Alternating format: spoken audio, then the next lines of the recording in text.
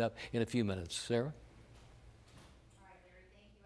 Inches closer, we are tracking a dramatic climb in power outages this morning. Right now, about 1 million people across North and South Carolina are without power.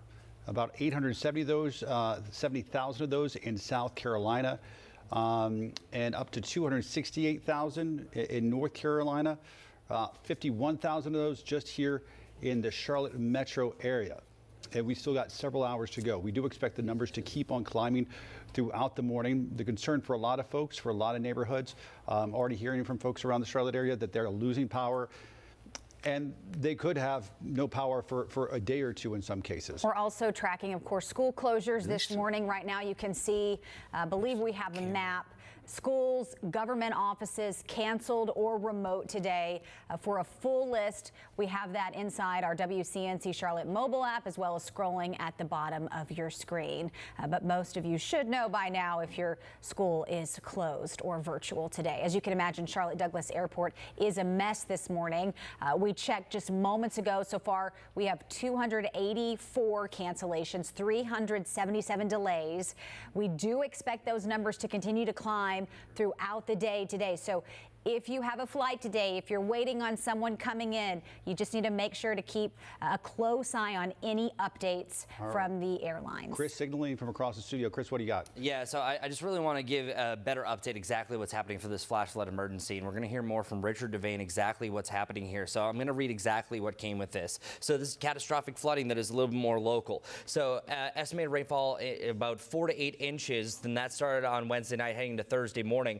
And the most recent report is Duke Energy is passing excess water through each reservoir upstream. So that means we're looking at rapid rising water for where we're about to see Richard Devane. And the full pool of Mountain Island Lake is usually about 100 feet. Well, it's currently over 103 feet. So we're 3 feet above that, and we could get as much as 110. So actively, they're trying to release water, and then that's flowing downstream. So this is going to be affecting anyone just along the tributaries around the Catawba River and just in general. So we're going to find out more from Richard Devane, but this is actually going to be historic. This has never happened in the modern era since they've been monitoring these levels, and that is matching the flood of 1940. If you know your flooding history here, that reached a level of about 109.6. We could exceed that, and that's why people are being evacuated from their homes. So if we can go to Richard Devane, who is live on scene right around Mountain Island Lake, that is the most extreme situation we have around Mecklenburg County for the time being, at least. So this is a rising situation. As long as they're releasing more water, we're seeing an imminent flash flooding that's ongoing right now. Yeah, this situation, as you said, very dangerous. If you're watching this right now, this is not going to get any better. No. And let's take a look at the radar picture. The entire region is covered in pockets of very heavy rainfall, and we have these flash flood warnings that are in effect right now for much of the area. That continues throughout the morning. That would include Alexander County, Burke County, Caldwell, McDowell, even right here in Gaston and Mecklenburg County. And then we heard Chris talk about the situation at Mountain Island Lake along Riverside Drive right there, where you quite often get flooding situations. Right now, it is becoming an emergency situation. People are being evacuated. More warnings in effect over towards Avery, Mitchell, Alexander, Burke, Caldwell, and McDowell counties. Let's talk to Richard Devane right now, who's been out all morning right there in Mountain Island Lake. Richard, the situation is very dangerous. What's the latest from your perspective? Yeah, absolutely correct, Larry. Good morning to you. Good Friday morning, folks. Just want to tell you a little bit, just in the last few seconds, a couple walked by with their dogs. They're evacuating. We saw a person who is actually the relative of someone who lives in a house right there, right in front of where those cones were. They were moving their Winnebago RV out of the area. They told us earlier they were going to move their cars and everything out. Now, this will be our last live shot from right here. I'm going to tell you why. Because there is, first of all, down there, Riverside Drive turns into Riverside Lake, if you will. We're right here off of Mountain Island Lake, and down past those police cars, those emergency vehicles, it's flooded. It's totally flooded. We've seen a unit, a high water unit from the National Guard that got stuck because of a culvert, but the water was all around that unit. That's just to tell you just how bad it is here. But the future problem that we have is the neighbors had told us that several neighbors have said that the cars and things we saw that were moved to higher land, the reason they moved to that particular perspective is just right about, I'd say, a football field away from where we're standing right now. The lake will actually jump the banks and it will come over, and then when that happens, anyone on this side will be trapped here and won't be able to get back through because it'll be 2-3 feet of water, and that'll be proved too dangerous for us to move out. So this will probably be the last shot we do from right here. We'll have to move up the road. But this has been a tough situation for the folks who live out here. They were used to 2019, where a lot of them told us that basically this is rivaling that, and if the rain continues to come down, as a few of them have said, they think it's going to be worse. And you've heard Larry and Chris tell us throughout the day just how bad things are over here. Just in the last little bit, as Ruben shoots over and shows you just what we're looking at, some of these houses that he's pointing to, those houses right there, actually, they're not as bad as far as the flooding is concerned, but just several houses in front of them, those houses have water really up in their backyards. Some of them, it's actually coming in further down on Riverside Drive. Those houses at the end of the street, and as you turn to the left where that high water vehicle got stuck, those houses underwater several feet. And of course, as you just heard what Duke said, that warning, if we go up to 110 feet, that's going to be really bad. How you doing this morning? So we're actually seeing more and more residents evacuate this area. They've asked folks who are here, if you're still in these homes and they're close to this level, to get out. That's the good advice they're telling folks. They want you to be safe, and even those folks who are veterans know that this is something they haven't seen since 2019, and they're saying that this looks like it could be worse. So we're going to wrap it up so we can get to another location a little bit safer, and I'm sure that these emergency crews will be moving up too, just to make sure that they're safe so no one gets stuck right here in this area that we're standing. And that's the situation right here over for Riverside Drive. I'm going to send it back to you, and we're going to drive just a little bit, and we'll be back. We're going to be here all day. We'll keep you posted on what's going on here. We're going to get to safety. Okay, guys? All right, Richard, just be safe. For those folks just now waking up and joining us, we are in WCNC weather impact coverage right now. If you were expecting to turn on to the Today Show right now, there's a serious situation unfolding across the Carolinas, specifically in the last hour and even the last 15 minutes with daylight. Yeah, our weather impact team here now covering the very latest. A lot developing within the past few minutes. Chris, Larry joins us now. Yeah, so much going on. You saw Richard Devane. That's one example. There are other examples we'll continue to hear about of dangerous flooding situations along Riverside Drive there, around Mountain Island Lake. Mountain Island Lake is a very small lake. That's why there's a potential for more flooding over there, which we've already seen since last night. Yeah, and as anyone who lives along the Catawba River through there, so let's pull that up before we get to Larry's report, because he has really a significant camera to show you. So pulling this full, you can see where it originates around Mountain Island Lake. So anything that flows down here, Riverside Drive was evacuated last night, or had a potential to evacuate. So Catawba River cuts through Mount Holly, and you're going to see it continue down towards the south. You're really going to see some swollen river. There's probably some of the highest levels that you've seen the Catawba River. If you drive over it on I-85, it's also going to be where Wilkinson Boulevard goes over that. So it goes all the way down to here, that you're going to have a chance for these rivers to swell as they're releasing water from the dam. So it's kind of a trickle effect. They did say that the rise is slowing, but that is only temporary, as more water is going to be rushing down. And Larry, as we mentioned, everything is orange, pretty much representing a considerable flash flood warning, and then flash flood emergency also for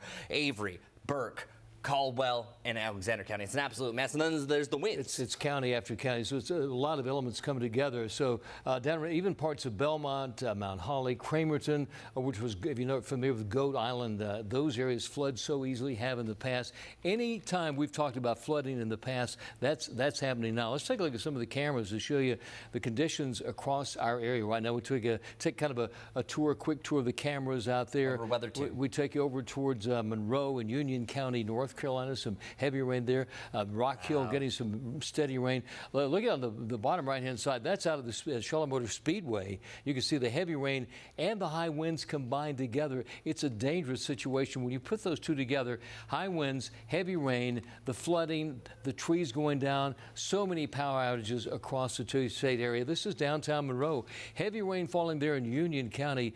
They've had anywhere this morning up to 2 to 3 inches of rain over in Union County, North Carolina. Carolina. That rain continues to fall and will do so all morning. Rock Hill, we got heavy rain there showing from our Mr. Sparky Carolina Camera Network. So let's talk about some of the warnings that we have. You folks that live over in Alexander County, Burke County, unfortunately Lake James ready to overflow there. Caldwell County up around Lenoir. You get over towards areas around Marion and McDowell County. Gaston County right here in Mecklenburg County, then Mountain Island Lake with the emergency situation up there. You go west of here over towards areas from Henderson, Polk County, Rutherford County with the French Broad River and the Broad River, both those are big issues over there. And then even over around parts of Buncombe County down to Transylvania County, over towards areas in Swain County, even around Biltmore, they had some flood conditions over there. And then downtown Asheville had some major problems. So you can see flash flood warnings continue over a great deal of the area. I would say if you're watching this right now, if you don't have a flash flood warning, it's going to happen pretty soon. Widespread heavy rain, pockets of heavy rain that's going to continue all morning long, probably up until about 12 noon. Some of the heaviest rainfall across the Charlotte area right now. The 485 loop, not a place to be on. Interstate 77, not a place to be on. Interstate 85, really dangerous, and sustained winds of 24 miles an hour here in Charlotte, 30 mile an hour in Chester, South Carolina. That's sustained winds. Then you're getting these gusts up around, say, 50 miles an hour in Charlotte, and that continues throughout the day, probably up until about 12 noon that we could see some of the highest wind gusts across the area.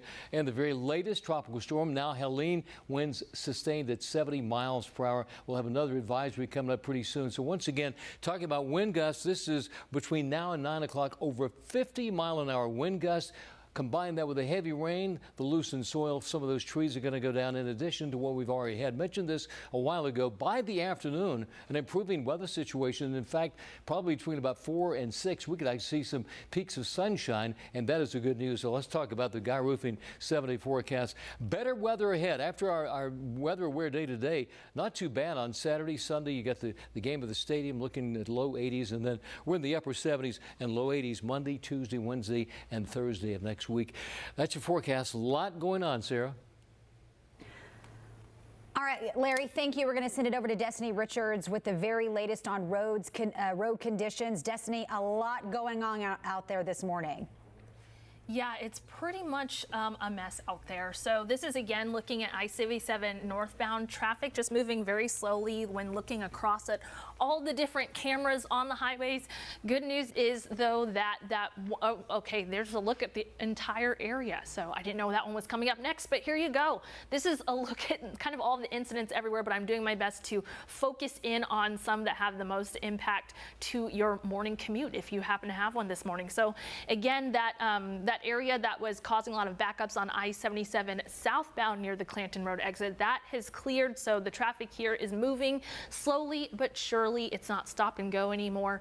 But yeah, they were clearing a downed tree that was near that area, but that is now clear.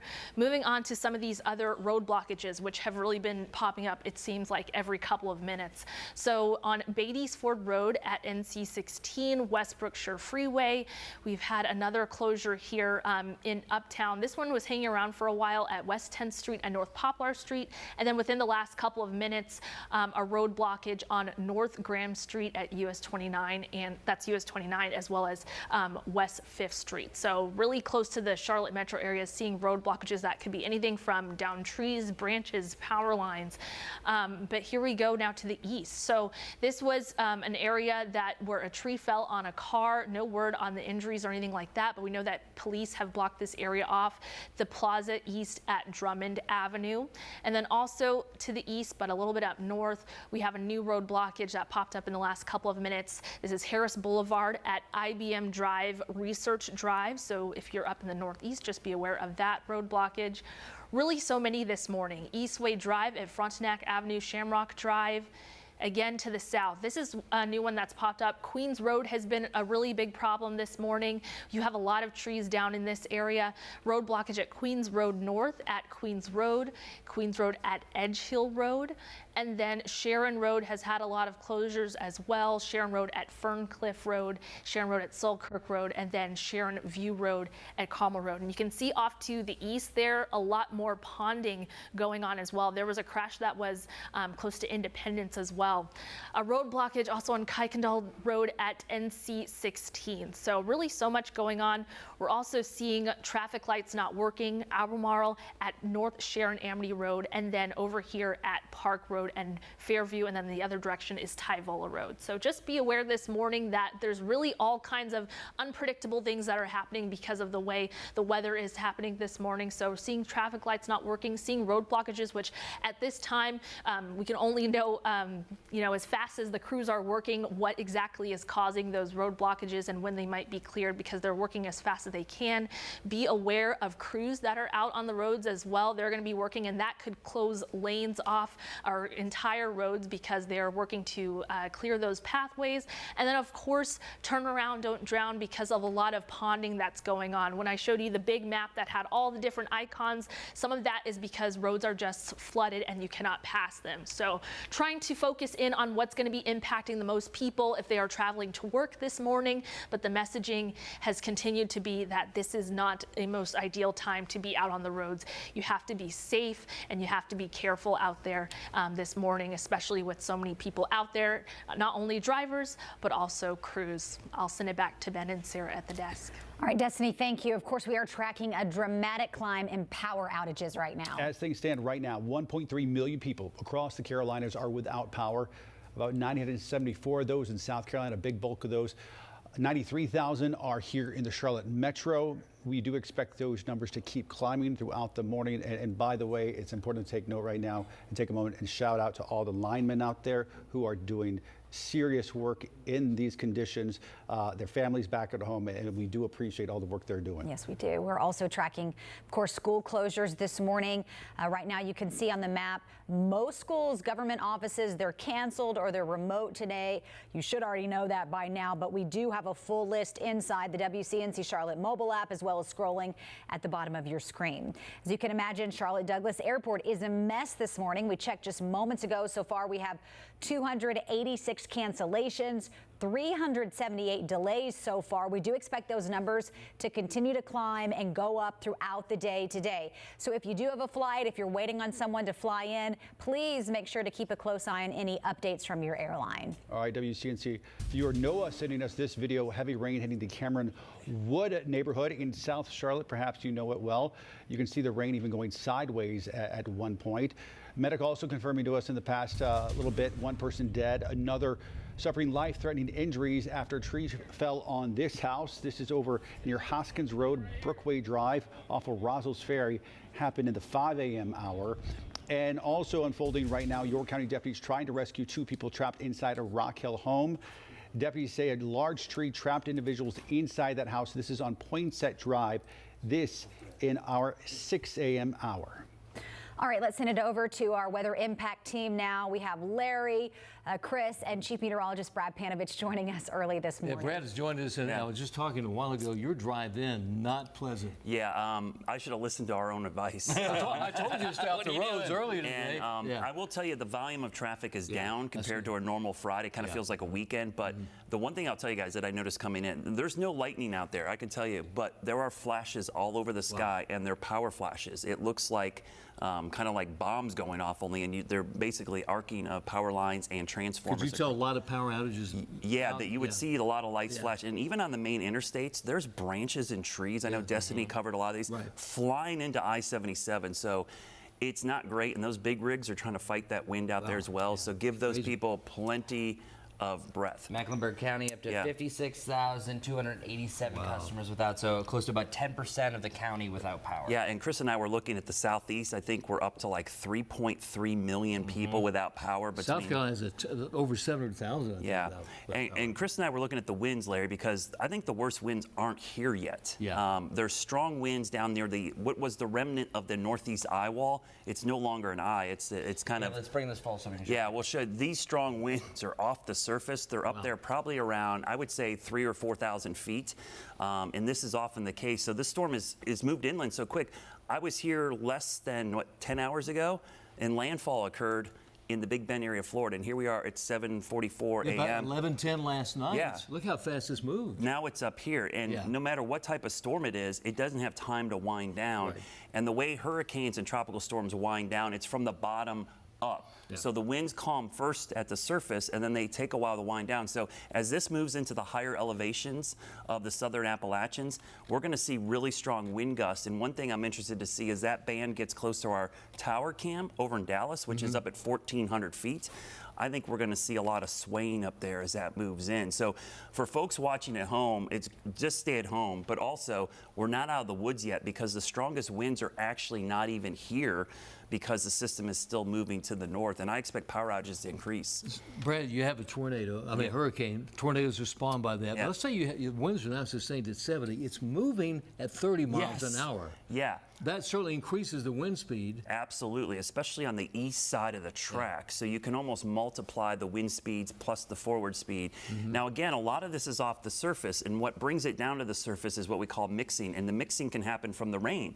The rain falling from the cloud can help mix down some of that wind to the surface. So Chris is kind of putting the annotations on here, kind of the illustration, really shows what's happening here. If anything, I've noticed the storm has shifted a little east from its original track A lot inland. east, It yeah. was spot on for landfall, but as Right. it moved inland, it's been staying more northeast, which unfortunately for us puts us closer to the core of those winds.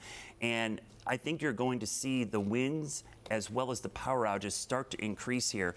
Now, we can't leave out the fact that we've got massive flooding going on as well. The number of flash flood emergencies, I don't remember this many around here. Yeah. Florence was our first one in our area. And now, Chris, how many we got? We've got basically We have technically five. Five. Because Flash flood emergencies, which Yeah. we never had until Florence. Yeah. Yeah. And this area along Mountain Island Lake, Richard Devane's been out there, Riverside Drive area. I was out there in 2019 with that flood, and that was by far the worst they had seen. Larry, you know that area floods quite a bit. I was out there Without a with our doubt, former yeah. colleague, John Wendell. Yes. Normally, one Yes. side of the street gets flooded near the river. In 2019, it flooded to the other side of the street, and now it looks like this crest and this water level could be higher than 2019. Which is historical. I mean, That you're happens. talking 1940 flood, Yeah. and one of the most infamous, and I won't call it famous because it's really infamous, floods in the Western Carolinas was the flood of the century in 1916 in the Asheville area. And this could surpass that in many I'll areas. tell you a quick story. Have you ever talked to somebody who knew directly about that? I read that When book about when it. I was 10 years old, Yeah. my grandmother in Rutherford County Yeah. took me to the barn, which is a half mile from Broad River, and said Wow. the water came. She was there in 1916. Holy moly. That's over a half mile. Yeah. So it rose Wow. about 50 feet up to approach their home at that time. Yeah, you hear those stories that Yeah. they've been passed down through generations, and you talk to anybody in the mountains or foothills. Yes. That is like the benchmark. Like Hugo is our benchmark for Yes. storms in Charlotte. The 1916 flood is the benchmark for the mountains and foothills. And to think that some of the crest on these rivers and streams could surpass 1916 That's really puts outrageous. into perspective Yeah. how just out of whack this storm is. Totally, and the thing is about this, and we compare it to Hugo. Hugo was a wind event. Yep. This is both, which makes it Both. twice as bad. Yeah, we talked about the anniversary of Hugo, and a lot of folks, I would talk about the top 10 rainiest days, and people go, "Where's Hugo on there?" There wasn't much rain. No, maybe It- 2 inches yeah, at the most. It was That was moving it, so yeah. quickly. Yeah. This is kind of Hugo with the flooding from Florence, Francis, Ivan kind of set up, especially in the mountains. And Chris is highlighting some of the totals here. Yeah, and there's the perfect setup because you still have this front that's yeah. blocking everything in. I think it's also the front that's preventing it from really going off wet, towards the yeah. west. So I think if the stationary front is a little bit stronger, but you just had the Helene that was pushing up this massive amount of moisture. And check it out over the last 18 hours, what we've seen here. Just Helene's forward motion Yeah. off towards the north pushed all that rain so nonstop. So we're showing you some of those estimated rain totals. That's the concern that we had, is that literally we're seeing estimates up to about 13 to 15 inches, verifying the forecast. Yeah, you're talking about, for many areas, that's several months of Yeah. rain totals for And several months. That might be underperforming I because think so. one of the things about tropical systems, the radar tends to do a poor job of estimation. We were, Brittany Van Voorhees and I were looking up some of the biggest 1 day, 2 day totals in the mountains. Mount Mitchell holds the record. I think they yes. got like 23 inches of rain in a single day. In the Highlands, which is a super wet area there, Always a lot of rain there. near the South Carolina border, that place averages like 125 inches per year. some of those locations, I think we're going to see 20, 25-inch rain amounts And just coming in. about a 24-hour period. Yeah. That's why we're seeing all the flood emergencies and the flood warnings. And I do want to bring this one up because I think this is the most historic. So Fletcher, this right near Asheville, and this is just astronomical. This is the French Broad River, and if you've ever been to Asheville, you can literally see some of the buildings around there that have the white line showing what the flood of 1916 was, which is the most memorable flood in North Carolina history. Well, right now it's at 19.93 feet. The record is 20.1. The most recent forecast has it up to 30 feet. I don't think I've ever seen something like that. So breaking a record by 10 feet means houses underwater up to the roofs, and you can't even really describe what this is going to be like. And that's why one of many reasons that they're under a flash flood emergency, along with many other locations. People think of Asheville, think of the Biltmore House. Yeah. And luckily, the river is a little bit far away. They're not getting flooding there, but the village there. Yeah, the village definitely. And they've already had flood conditions in downtown Asheville. Yeah, that area is kind of, known for the floods, but this is going to be one for the record books. And we've had so many transplants and new people to the area that probably aren't familiar with some of these past floods. The one thing about this event, this has been a historic rainfall event, but one thing we see often with, rapid development, we've got these basins, these river and creek basins, there's a lot more impervious surface, so the runoff is exaggerated. So sometimes you can see floods more frequently than in the past because there's just not the wooded areas, the wetlands, the areas that absorb that water. The good news is, like in Charlotte, many of the parks, creeks, and greenways, they're going to be massively flooded. I know it looks horrible when you see the videos. That's supposed to happen.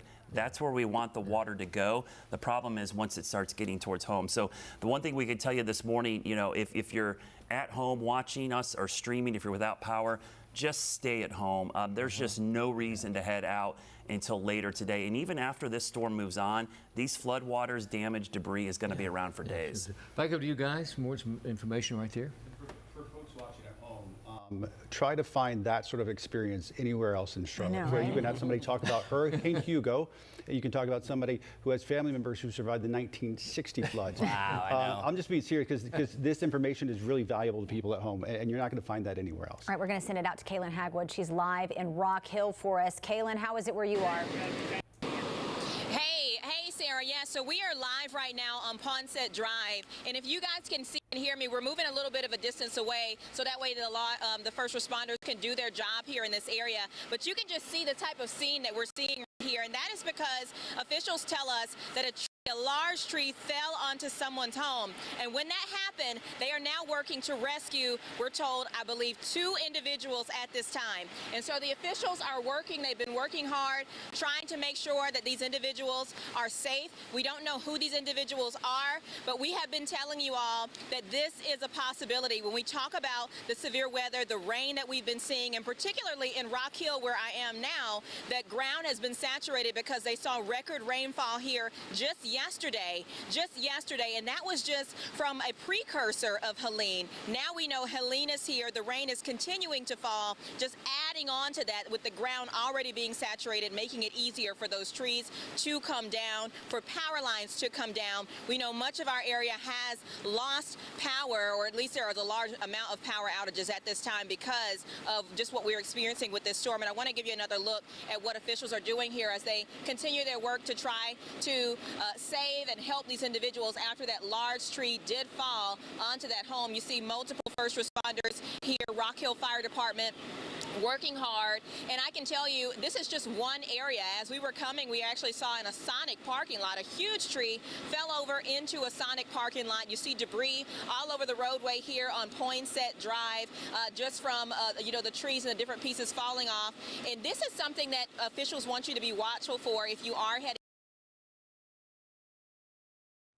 to get out on the road. What can I expect?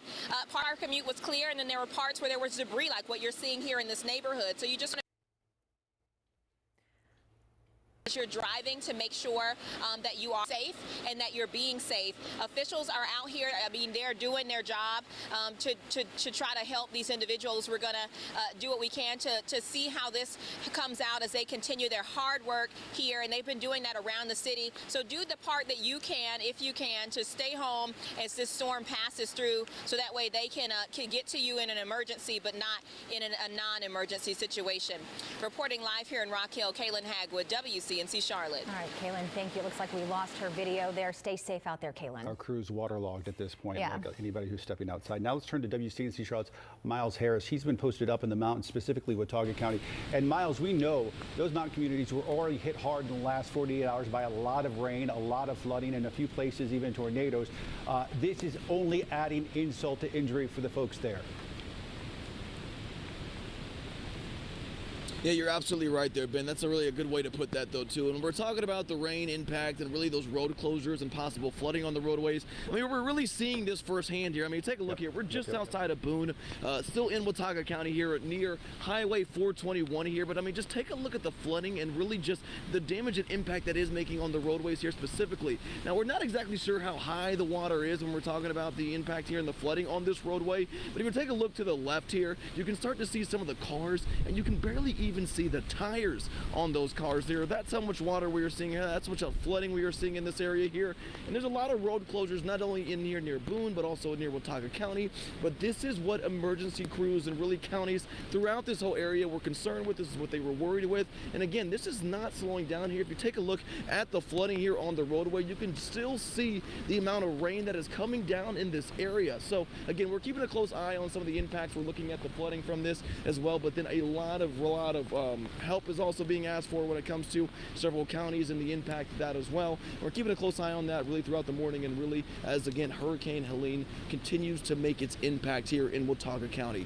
But for now, reporting live here in Watauga County, Miles Harris, WCNC Charlotte. Miles, I realize you might not know specifics, but give folks at home watching this some indication. Are you in between Blowing Rock and Boone specifically? Give us some idea of generally where you are.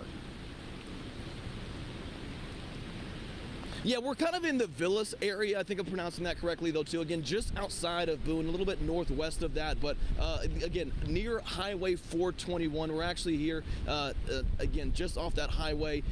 It looks like this isn't really a very popular road here, but there are some homes here just to the side of me. There's some storage units and garages on the other side of this roadway as well. But again, if you do see something like this, we've said it so many times throughout the morning, if you see this, turn around, don't drown. Do not try to drive through kind of the roadways when they're looking this much, or when they're looking like this and flooded this much. Something you really keep an eye on here throughout the morning, and if you can, stay inside. Do not hit these roadways if you see it this much. All right. Ben and Sarah. Miles, thanks. For folks who might be unfamiliar, it's just northwest of Boone. We're talking about area. If you go skiing in the mountains, you often pass by that area, even if whether you realize it or not. All right, let's take a look at this pretty unbelievable video our storm tracker team has found with this down tree. This is Plaza and Sugar Creek. We've already seen some cars trying to pass through, driving up, having to turn around. But this is the issue we're really going to see all day long, these down trees, which in turn will have down power lines, especially with how saturated the ground is going to get with these old trees. We see it every time. And this is just an unbelievable amount of rain that we are seeing in this area now and through the rest of the day. Yeah, this is really at the heart of East Charlotte, this intersection, which is nearby. Again, East Sugar Creek and the Plaza, typically quite busy. Let's go ahead and turn it over to Destiny Richards. She's tracking the commute this morning as we come upon the 8 o'clock hour. And Destiny, I want to say to folks, a lot of folks don't have a choice about going out. They need a paycheck. They need to go to work. As much as we like to tell them don't get out, they have to get out for their family. So what's the best advice you can give them? Yeah, well, the best advice really is if you see areas where there are trees that are down, power lines that are down, that's where you really need to find an alternate route. Thankfully, though, this camera shot is frozen, but we were seeing here on I-77 and most of the highway shots that I've been clicking around on and trying to look at. Right now, we're seeing fewer and fewer people on the roads. But again, it's really a lot of road blockages that are popping up just in the areas that are not. This is I-77 northbound and southbound near mile marker 11, so closer to Uptown, and we're seeing just fewer and fewer people that are on the road. So this is a very good thing. However, when we look at the full map here, all of these X's are indicating obstructions in the roadway. So it's really like the images that you were seeing before, lots of down trees and debris that are causing this. So just be aware of that this morning. Very much a good time to not get out on the roads. But I'm doing my best to kind of focus focus in on some of these more popular, more traveled roadways. As you can see, ponding is starting to encroach on the Charlotte metro area. Beatty's Ford Road at West Brookshire Freeway. This is a blockage that's been going on for several hours now. A tree that fell on a car in the Plaza East at Drummond Avenue. We know police are in that area and working on that scene right now. And then going up here to Harris Boulevard at IBM Drive, Research Drive. Lots of ponding in this area, and it's causing a road blockage. Also here, Eastway Drive at Frontenac Avenue, Shamrock Drive. That road blockage has been in place for a while. A lot that I'm repeating here just because it's not getting cleared as fast as they are popping up. And here on Queens Road, south of Uptown, Queens Road north at Queens Road, as well as Queens Road at Edge Hill Road. So a lot of people who are commuting into the Uptown area or out and use these side roads, this is really going to be where you'll see a lot of that debris and downed trees. And I personally know for myself from going out to live shots and traveling these roads very much that there are a lot of trees in this area. It's very dense, so you'll be dealing with that. Going here to some more closures, a lot in the Sharon Road area. So Ferncliff Road, Sharon Road at Soulkirk Road, and then Sharon View Road at Carmel Road. There are also some accidents that have popped up as well.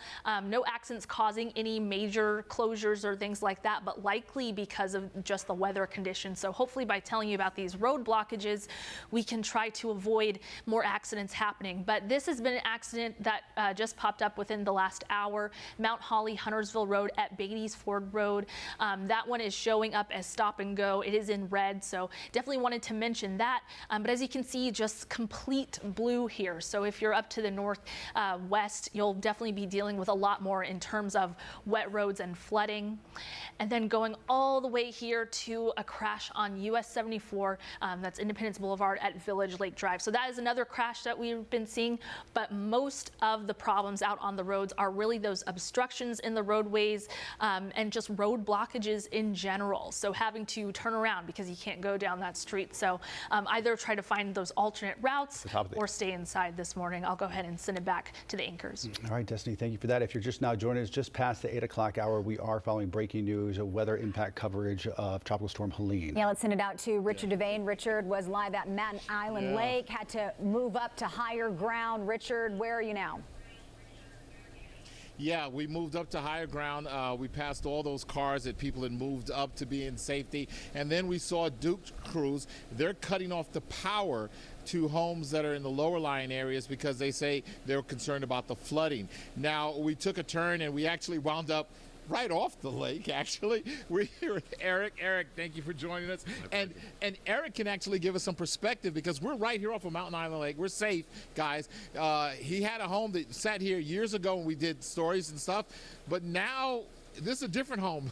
It is. In 2019, this is just around the corner from the Mountain Island Lake Dam. So we're one of the first houses downriver from the dam. In 2019, if you can see this dock house here, the dock itself ended up on top of the roof. The water was over the roof there. So we're not to those levels yet. The level was about here in 2019. This potentially could be worse, according to Duke. And I'm just looking, this people don't know. Describe how far out your yard goes and everything in your land.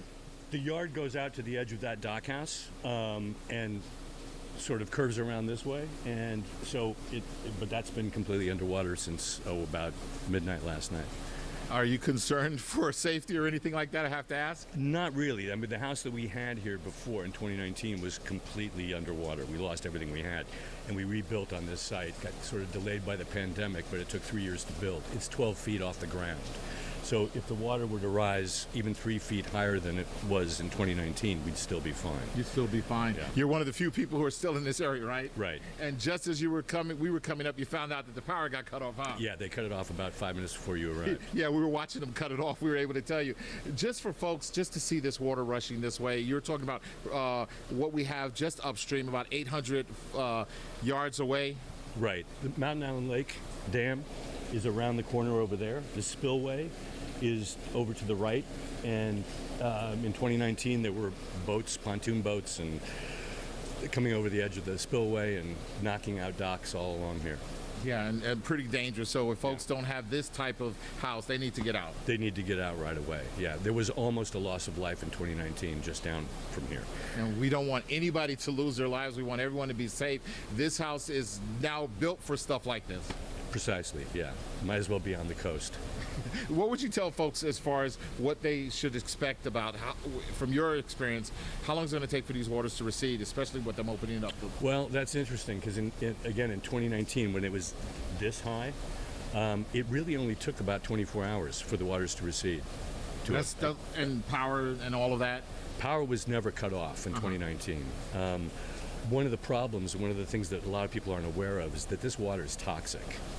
And so you have to be extremely careful, use a lot of caution, don't go anywhere near the water. And what it leaves as a residue in the houses is pretty foul. So that's going to be something that folks will yeah. have to worry about coming up. That's just some of where we're trying to highlight exactly why people should get out, and then of course what happens when they return. Eric is braving it out here. He's safe. We're safe. We'll move a little bit later on, but this is just shows you, as Ruben can show you. I'll step out of the way. You can shoot up between us or wherever, and you can see this is Mountain Island Lake, and this street actually turns into This is the Catawba River, right, and it runs from Mountain Island Lake over that way. Yeah. all the way down to Lake White. And of course we're just not far from where we were this morning, where you saw that rescue of that National Guard high water vehicle. So this is just what you would see if you were over here. We're telling folks, if you don't have to be on the roads, don't come out today. This house is made for this, so we're okay, we're safe, and we'll continue to be safe, and we want you guys to continue to be safe. That's the situation right here. We'll send it back to you.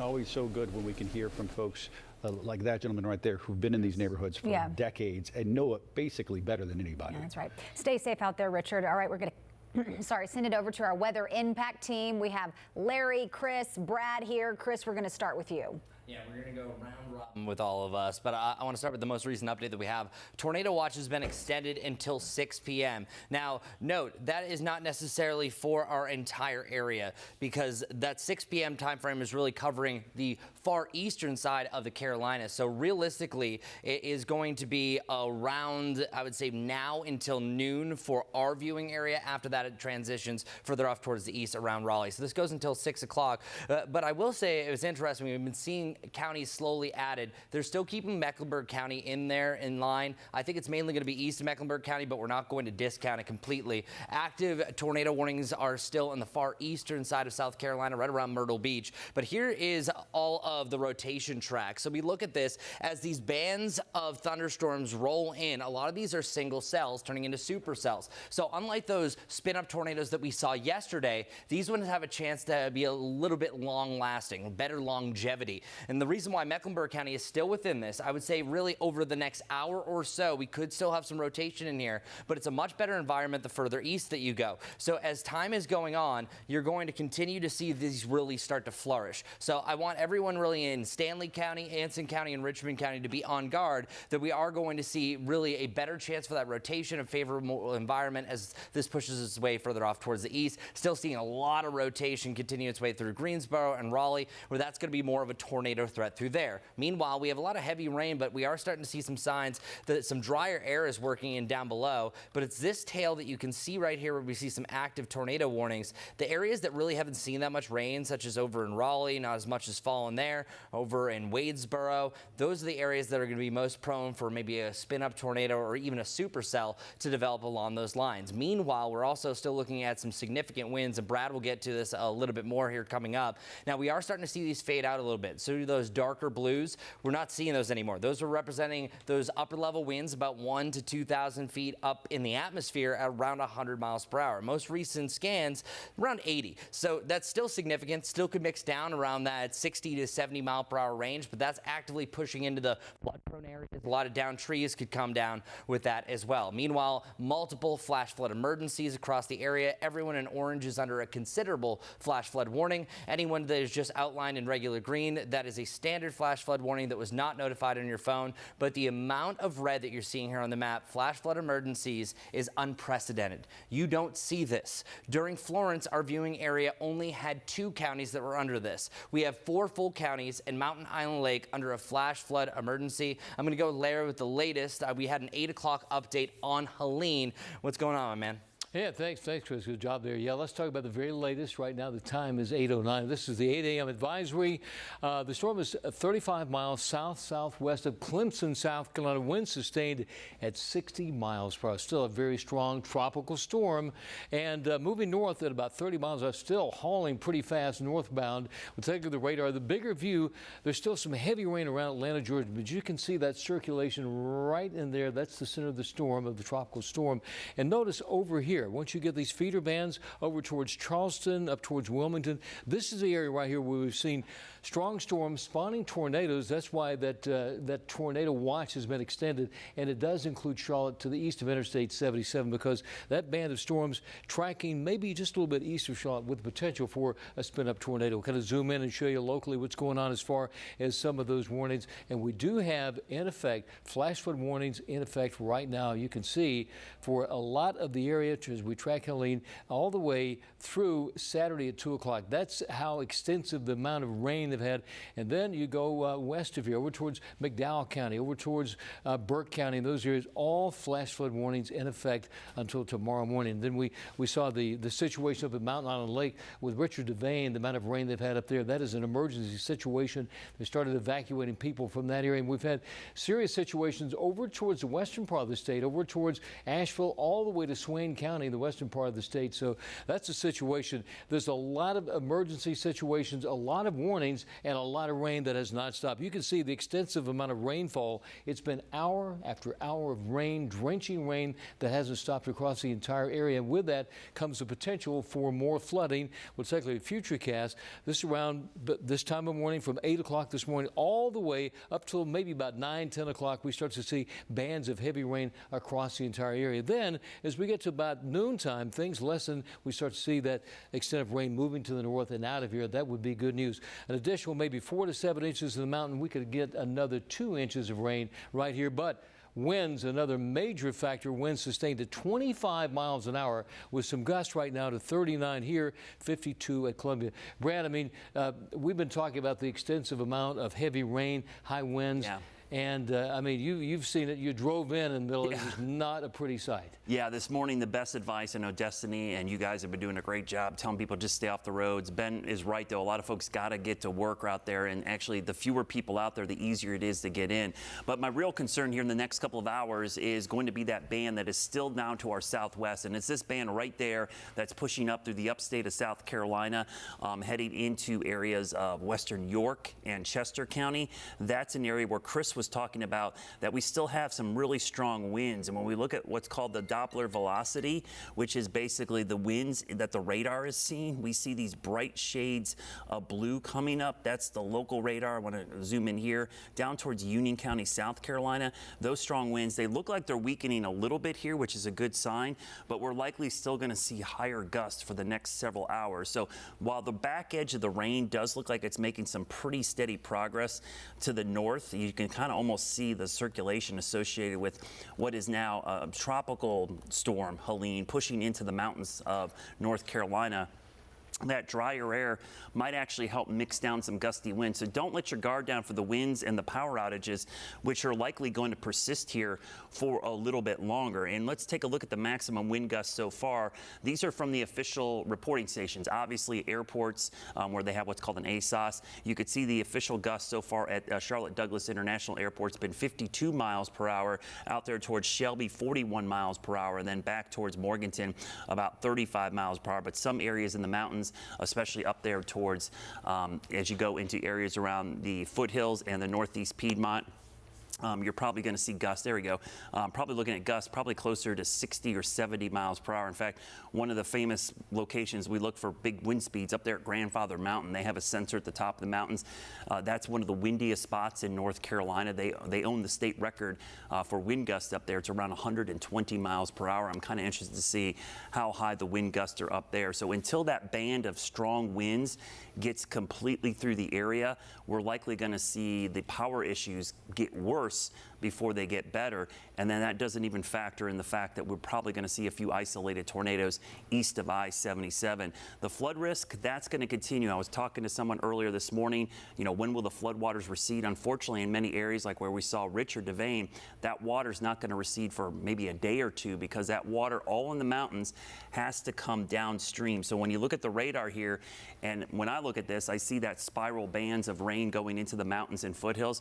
All that's being dropped on the eastern facing slopes. That watershed, the Catawba River shed and basin, comes all the way back down through Charlotte. So the water that's falling in the mountains has to pass through the Charlotte area before it gets back to the Atlantic Ocean. So we're going to see that water come down, and we are going to see record crest. Some of the crests on these area lakes and streams have never been seen before. So if you're using past experiences to gauge your risks, that's a bad idea because you have never experienced this before. So you have to listen to your local officials, listen to us. We're telling you this is levels you have never seen before. And unfortunately, Ben and Sarah, a lot of times people's level preparedness is only good as their memory of the last disaster. There's no memory of this to gauge your risk assessment. So listen to the emergency managers, the local officials. If they tell you to get out, don't say I've been here for XYZ storm before and it's never gotten this high. This isn't that storm. This is a completely different situation. Brad, I'm always interested in a situation like this because, of course, we watch you every day, but you're also at heart a scientist. And you've been talking about this for days. Is this unfolding as you all predicted and forecasted it would? The one thing that was a huge surprise, and I'll be honest with you, was the heavy rain yesterday coming in before Helene got here. We knew we'd see heavy rain in the mountains, but we call this a predecessor event. It's actually been local research and national research about these, what we call predecessor events. They're heavy rainfall 24 to 36 hours before the main tropical system gets here. And yesterday, the fact that we got almost 5 inches of rain in Charlotte and Rock Hill that was not associated with Helene at all, that kind of laid the groundwork for the rain that came in today and just put everything over the top. So those totals are just impressive. Thanks, Chris, for bringing this up. You see some of these 1 day or 2 day totals. We're going to be up here. 2008, 1997, 1997, 96. We saw these huge totals. We're going to surpass some of these. So the 1 day total of yesterday is really been kind of one of those things that was a surprise. The fact that it came in sooner and quicker, and anything I'll tell you about flash flooding, sometimes it's not the amount of rain, it's the situation that is occurring before the rain gets here. And when you saturate the ground, it actually takes less rain to cause flooding, and that's been the case here in the last 24 hours. It's just nowhere for this water to go. Since the 1916 storm, we were talking, Larry is a great resource. His family actually witnessed that. The Carolinas have changed quite a bit since then.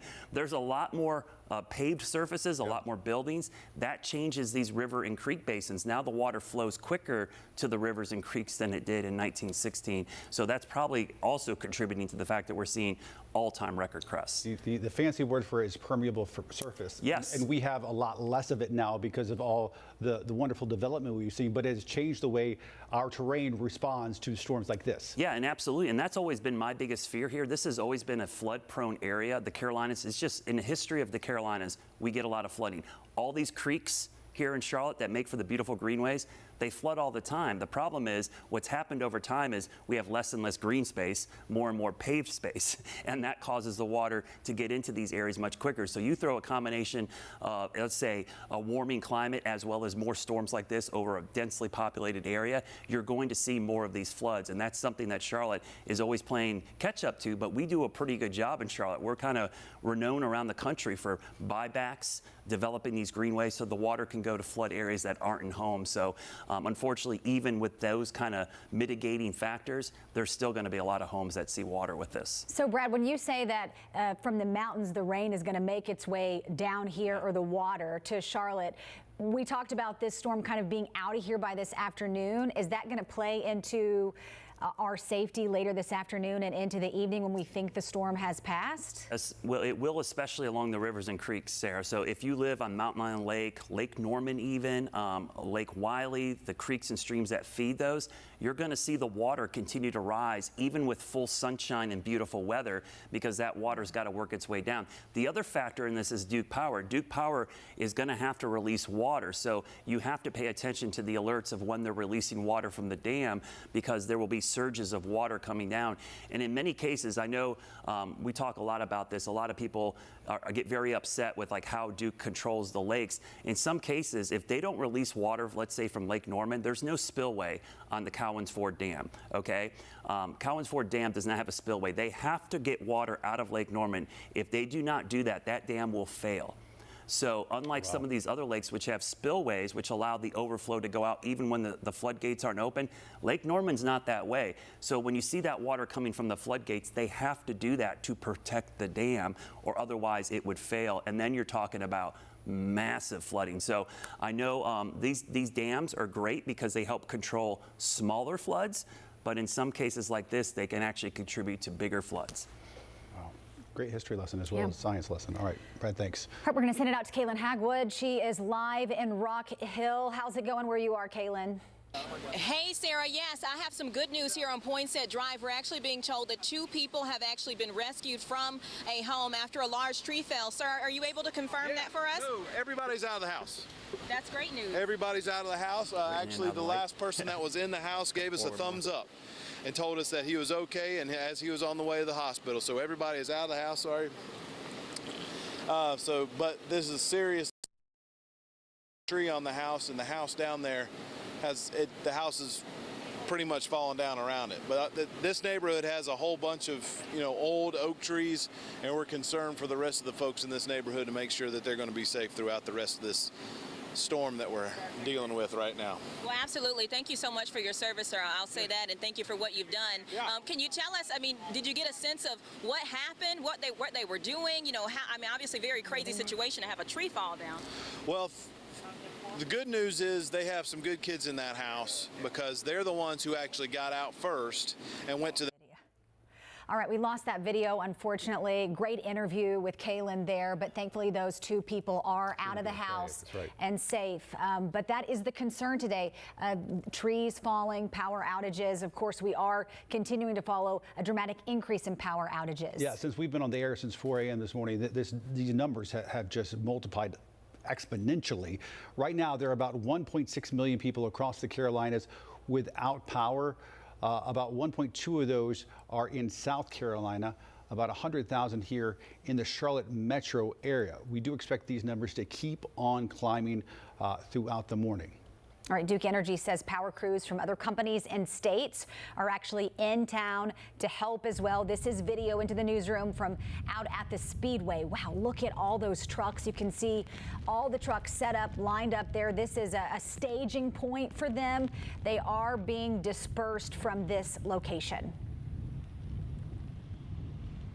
These are crews that we have brought in as part of a mutual assistance program. So when we experience really big weather events like this, we kind of partner up with other utilities. So, I talked to a group here yesterday from Texas. They come in and help us in our times of need, and then we also reciprocate, of course. So our Duke Energy crews are going to be out today too. They just operate out of their home bases. So these crews they're rolling in this morning, they're getting their assignments, and then as soon as conditions are safe to do so, they're going to be out starting repairs and restoration this morning. If you do lose power, Duke says to report it to them. You can do that by calling, texting, or going online if you can from your phone. We have those directions all on our website, WCNC.com. And boy, do we appreciate those technicians leaving their families on days like this to make sure we've all got power. And listen, folks, if you're joining us just now in the last few minutes, we have learned this morning that this has already turned deadly. Medic says 1 person died, another person suffering life-threatening injuries after a tree fell on a house. It came crashing down near Hoskins Road and Brookway Drive. This is in northwest Charlotte, not too far from Roswell's Ferry, not too far from Brookshire Boulevard. All unfolding live on air during our 5 a.m. newscast this morning. We've also learned there was a child in that home as well. Thankfully, that child, we know right now, is doing okay. We're also tracking school closures this morning. Right now, you can see we have a map. Most schools, government offices canceled or remote today. Of course, you should already know that by now, but we do have a full list on our website, WCNC.com. There's a map of that. Now let's turn over to Destiny. She's been standing by. It's been a mess out on the roads, Destiny. A lot of our main thoroughfares that people rely on to get to and from work have been just an absolute mess. That's right. I thought we would take a look at our SCDOT camera showing fewer people on the highway than we would expect on a normal day. But you can see on the sides here, lots of ponding. That's kind of a picture of what we're dealing with in the most extreme, not even on the highways, but in our regular thoroughfares in the city. So if we go to the full map, this is the mess that I'm trying to comb through this morning, trying to get to some of the incidents that will definitely impact the most people, those main thoroughfares. If we go up north, this is a crash, or that was originally reported as a crash, but it's actually an obstruction in the road on Beatties Ford Road at Mount Holly Huntersville Road. There's actually an alert from CMPD saying it is from a down tree. So road closure in the 8500 block of Mount Holly Huntersville Road due to a down tree. Please seek alternate route. So that is related to up here. So if we go a little bit over here, this is a crash that's actually popped up within the last hour. Center lane blocked on I-85 southbound at exit 46. That's Mallard Creek Church Road. It is causing stop and go traffic. So in the midst of all of these road blockages and down trees and power lines, we are seeing crashes, of course. So just be aware of that. This one's causing stop and go traffic on a main highway, and then an obstruction in the road at Sugar Creek Road at Mallard Creek Road. That's another one there. As you can see with all this blue, this is more than just the rain that's indicated by green. It is ponding. So just be very careful out on the roads this morning. Going down south, US 74 Independence Boulevard has a crash at Village Lake Drive. This is a crash that's been hanging around for a while. You can see just clues based off of what's surrounding it, that what could be causing these crashes and these conditions this morning. And then if we go all the way over here, this is a new road blockage. There's really so many out there. Can't keep up with them all, but I'm trying to update at least the ones that have been popping up within the last 30 minutes to an hour. This is Tyvola Road south between West Boulevard and Old Steel Creek Road, so specifically at Shady Lane. So that is a road blockage on a main road there. And then traffic lights not working at West Boulevard at Yorkmont Road. So some of the big things we've been seeing on the map are crashes that have been popping up, most recently after 7 o'clock, mostly road blockages. That's been happening really all morning long and still happening because of the road conditions, but then crashes coming after that. And then traffic lights not working. So just be aware of that this morning. Be very careful. Take your time. We're keeping up with this all as best as we can, but for now, I'll go ahead and send it back to the desk. While you're speaking, getting pictures, a huge tree down in my neighborhood about a block from my house. I think we're going to hear stories like that throughout the day. Yeah. Also got some new video we want to show you. We told you about that tree down at the plaza in Sugar Creek. Take a look at this. This gives you an idea of what we're talking about here. Our cameras were rolling as a driver went up into a yard to get around it. But take a look. This is a great example of what not to do. Be instead like a second driver who instead just turned around. I mean, folks, these are people's yards. I know. I mean, and you don't know what's behind the tree either. You don't know what's behind the tree, and they're your neighbors as well. So be careful out there, and also what's this car gonna do? Be courteous. This car turns around like it's probably the best idea for safety and other purposes.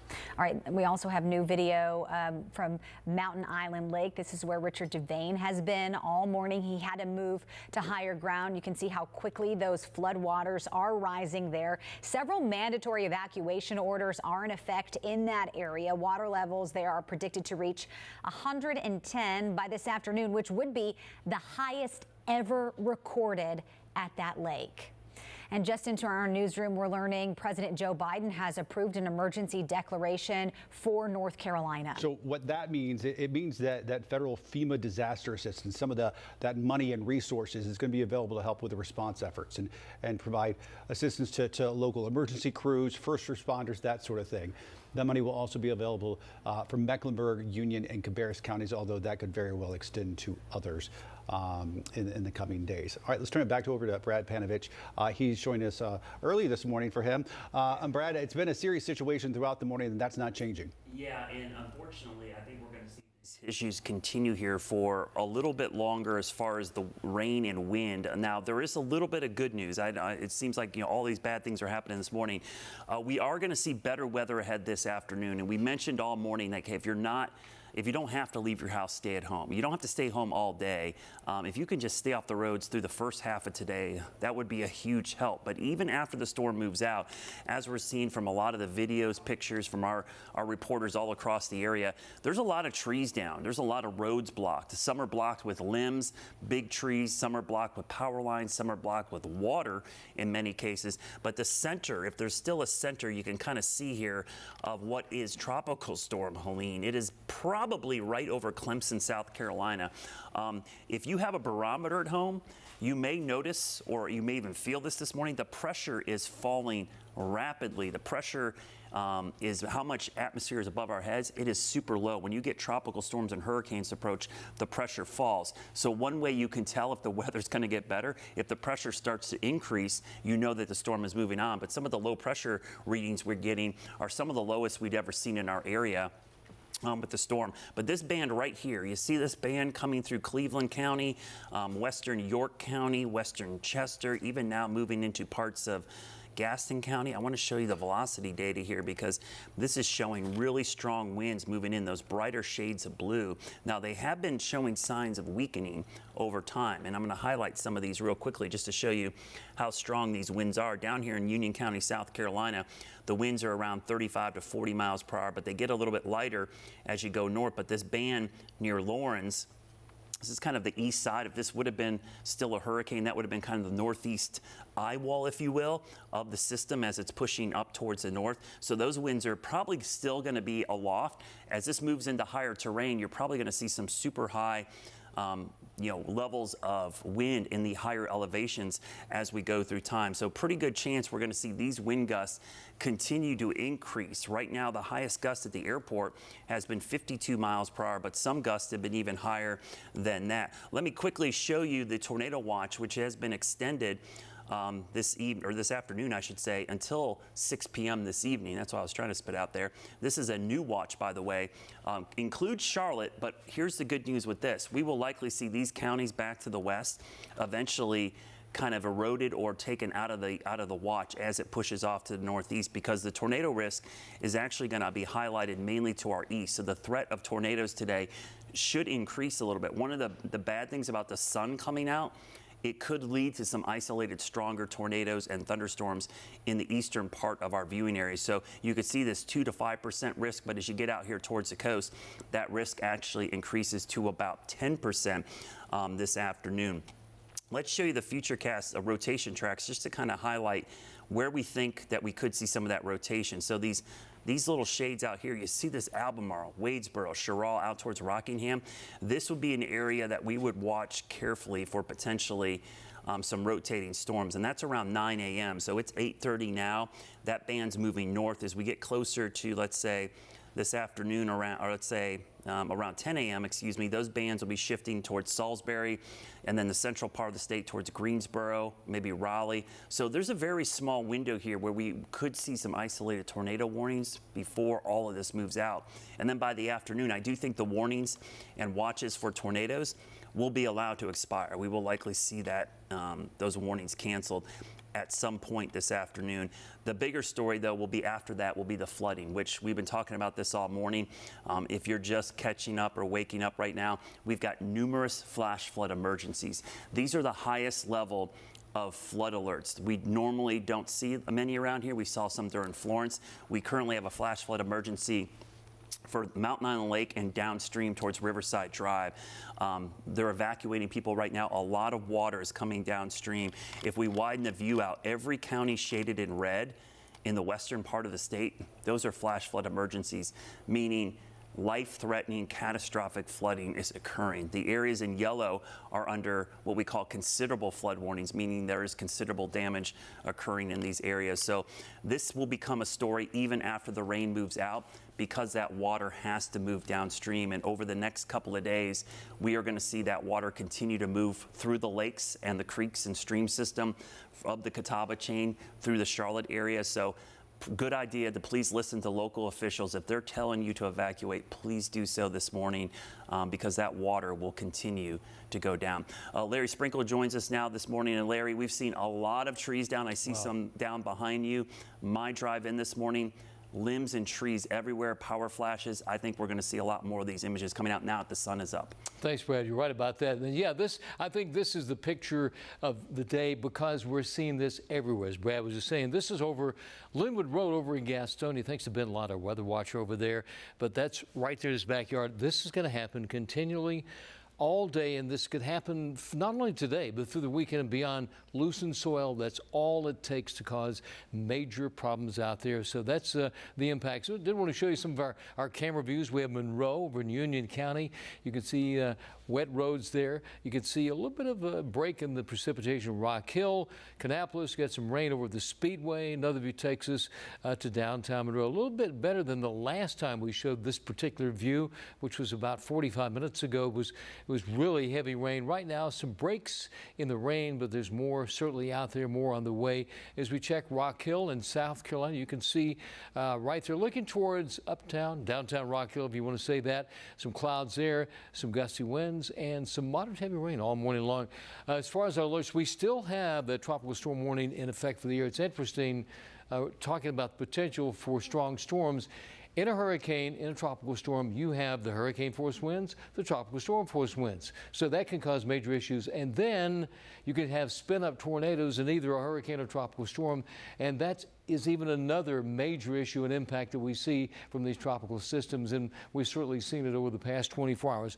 Once again, we have a tornado watch in effect, and it's really basically Interstate 77 East. And that does include the Charlotte area from Charlotte to Concord to Monroe, and then all the way to the Carolina coastline. A spin-up tornado, definite possibility. Take a look at Futurecast. Heavy rain across the area this morning would take it about 11 o'clock. I would say between now and 11, some of the heaviest rain. Then everything starts moving to the north, eventually moving up into Virginia, and things look much better as we get to the middle of the afternoon. Some of the estimated rainfall totals, and check this out, over the past 24 hours alone, not the past 48, but the past 24 hours just south of Charlotte. 5 inches of rainfall over there. Around Shelby, 5.5 inches. Bellwood, over almost 5 inches of rain there. Almost 6 inches at Lincoln, up to Huntersville, almost 4 inches of rainfall there. East of Interstate 77, that's where they had less amounts of rain, but we're still talking about well over maybe 2.5 inches, all the way from, say, Monroe to Albemarle there in Stanley County. Let's expand the view, show you the picture, the radar picture, and you can see that's the center of circulation right there. Helene is a tropical storm, winds sustained at 60. And these feeder bands, this area right here, we have seen tornado warnings issued all morning long around the Charleston area, and you can see some strong storms there, possibly spawning tornadoes now. Could that spin back in? Heard Brad talk about this, back into the Charlotte area. Certainly the potential is there for some spin-up tornadoes. A lot of that would be from Charlotte all the way to the Carolina coastline. We do continue to have these flash flood warnings in effect. Gaston, Mecklenburg, Anson, Stanley counties added to that because of the intense amount of rainfall. So it's continuous rain, and that is looking right now at the heaviest rain west of Interstate 77. A little bit of a break from Charlotte over to the Monroe and Jackson areas down there in South Carolina. That's some light rainfall there, as you can see across the Charlotte Metro. A break in some of the heaviest rain, but certainly more is on the way as we talk about Futurecast. Once again, 9 a.m. heavy rain from Charlotte to Lincoln to Taylorsville to Statesville. And notice everything is starting to move to the north, but that's still bands of heavy rain and possibly some strong storms from Monroe to Concord to Salisbury. That's about 10 o'clock this morning, as Brad was talking about. That's the time frame, and we could see a couple spin-up tornadoes right here in our area. I want to explain something. We talk about flash flood emergencies and flash flood warnings. A flash flood emergency is extremely rare when there is a severe threat to human life or catastrophic damage from flash flooding. Do not travel in that situation. Flash flood warning, that's dangerous. Flooding is happening. Roads and some homes may flood over. So we'll be talking more about that. We've been talking all morning about the winds, the sustained winds at 25 miles an hour. Right here in Charlotte, we're getting sustained winds of 22 at Gastonia, 26 at Lancaster. Sustained winds, that's constant winds. You know, you take saturated soil, the big oak trees, the big trees, sustained winds, once you get more of that movement, back and forth movement. The soil's loose, the trees go down, and we're going to see more and more of that. Winds gusting to 46 miles an hour in Charlotte, 52 over in Columbia, and about 49-mile-per-hour wind gust there in Charleston, South Carolina. Once again, between, say, now and 10 this morning, even around noontime, we're going to see some winds gusting 60, maybe up to 65 miles per hour, some of the strongest winds. I want to talk about that hourly forecast. The heavy rain really was this morning. I mentioned this a while ago that I wouldn't be surprised by 5 o'clock this afternoon we could see some peaks of sunshine. Temperatures up around about 79 degrees. Let's talk about that all-important Guy Roofing 7-day forecast. Weather aware today, but the weekend is looking nice. We're talking about low 80s Saturday, Sunday. Look for a high temperature of 82. Game at Stadium is going to be okay. And we're in the upper 70s. To low 80s all of next week with lots of sunshine. So things will improve, but it's going to take about another 12 to 18 hours before everything gets even better. A lot of impacts today, Chris. You've been talking about some power outages and winds and flooding. What's the latest? I want to talk a little bit more what Brad had said earlier. The only surprise that we had yesterday was the amount of rain that we really saw as a precursor event to this. But one thing that also kind of changed is the cone. Now it can waver a little bit. It went to a little bit more east as far as the cone goes. So you can see here the development and what happened with Helene. So Helene made landfall around 11:20 as a Category 4 hurricane. You can still see that here, I'll stop the clock. It's still Category 2 come the 1 a.m. advisory, then 3 o'clock, still a Category 1.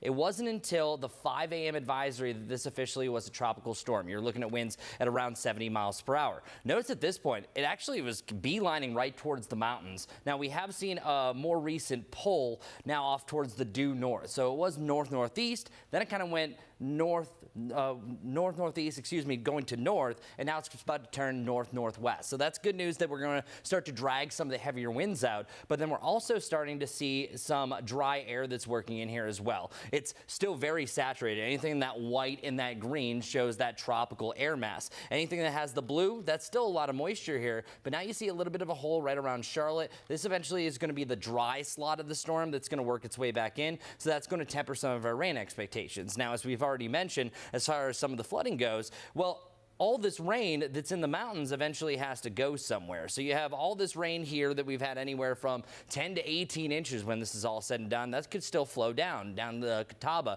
The North Fork River, the South Fork River are still going to see rising crests over the coming days, where I'm seeing a lot of these crests start to peak about midnight to even noon tomorrow. So keep that in mind. As far as any current rain situation, we are starting to see a little bit of a drier pull right here around Monroe over to Union County. So I'm not saying that the rain is completely done, but it's very close for some areas in that neck of the woods. I'll pull up the radar where you can see a little bit better. But we're also focusing in on some of these bands down here to the south. We're still going to have a chance for a few of those isolated tornadoes, as we were mentioning. We do have that tornado watch that goes until 6 o'clock, but I'm not really concerned as far as tornadoes go really outside of this morning. I think that maybe it could linger around Wadesboro over to Rockingham, but everything is really just pointing towards it's just really over the next few hours that we have that potential. But tornadoes need instability. Whenever you have a ton of rain beforehand, it stabilizes things. So if we had some of the drier areas like what we're looking off towards the west, they're going to have a better chance and better in line to see a tornado compared to what we have here. So here's what that could look at. I want to show you some of the rotational tracks that we're going to be gearing towards as we work our way through the day. So tornadoes have kind of taken a back seat. When do you ever have severe weather coverage like this, that tornadoes are pretty much last place because of the massive flooding that we've seen? Here's the most recent track. This is the 8 o'clock hour. We're almost done there, so let's move on to 9. Look at the flourishing that you see here. What this is representing, a low to a moderate to even a high wind shear. Wind shear is the twist of the atmosphere, the changing of speeds and direction with height. I really want to say Stanley County, Anson County, Chesterfield County, and Richmond County, you have the best chance, I would say, over the next 2 hours to maybe start to see some rotation and some pull into this system. It really starts to thrive, I think, by late morning. At that point, we're dealing with a little bit more peak heating of the day. This area hasn't really seen too much rain, so it's going to feed off of that energy. So it's really just outside of our area as we close out the morning that we're going to see that threat. Notice the time, it's noon. I think we're free of a tornado watch by about noon. At that point, we're also going to see a lot of the rain that's starting to fleet, but we have to stress something. This is not over once the rain stops. A lot of people are going to let their guard down because this is noon. Wind gusts are still up to 33 miles per hour. Our first tree down was reported at 4 a.m. in Charlotte. Wind gust, 30 miles per hour. We've already weakened some of the root system. The amount of rain that's fallen over the last couple of days, Charlotte saw over 4 inches of rain. Rock Hill saw its highest one-day total since 25 years ago when it began its local record keeping for rainfall. So you're still going to have those gusts ranging anywhere from 30 to 40 miles per hour early in the afternoon. That could allow for some downed trees. Now, sunshine always follows rain. You actually physically, especially east of I-77, once we get done with that tornado threat, you're actually going to see a little bit of sunshine start to evolve. And then the last batches of rain should eventually wind down by this coming evening. But the flooding will still linger. Some of the images I think you're going to see off towards the west, where we have those flash flood emergencies, are really just going to be harrowing to see. So we're almost done through this morning. Don't let your guard down through the afternoon, but this will go down in history as one of the worst events the Carolinas have ever seen. Our tree canopy, both our blessing and our curse on a day like this. Yeah. All right, we're going to send it out now to WCNC Charlotte's Julia Kaufman. She is live in East Charlotte this morning on East Haven Drive. To give you some indication, that's south of Albemarle, north of Idlewild. A tree down there. Julia, I know this is an established neighborhood with, like so many Charlotte neighborhoods, lots of large trees. Like you said, Ben, a beauty and a curse, our tree canopy here. I'm in a home's backyard here on East Haven. One of those trees, you can see it's in their backyard, fell over, took down power lines with it. It's a big tree too. And you can see not only is it entangled in power lines, it's crashed into their back deck, ruined their deck. You can see the base of it is cracked. Any of their furniture, including a baby carrier, ruined from the tree. But the worst part, you guys, it crashed into their roof. You can see the roof is actually caved in on the left side here and goes beyond on the higher part of the roof as well. So there's water coming inside. I spoke to the family here. They have buckets trying to catch all of the water that was flowing into their ceiling when it was raining really hard here a minute ago. I had to run inside my car because it was just dumping on us. Thankfully, we have a little bit of a break right now, but they still have debris coming in there, water trickling in, and I spoke to one of the family members that lives here this morning. He says they can't live here, so they're actually packing up their stuff and they're going to leave. And the worst part is they don't really know how long they're going to be out for. The fire department already came by this morning and talked to them. They say the next step is for Duke Energy to come by and chop down this tree and untangle it from the power lines. But as you can imagine, Duke Energy is really busy right now. Sorry, we're just looking up because it's quite windy here. We're hearing branches cracking, there's debris falling, so we're trying to be safe as well while we're out here bringing you guys the impacts of this storm. But horrible situation for this family. They're just waiting to find somewhere safe to go and wait for this mess to be cleaned up. So obviously they're out of power.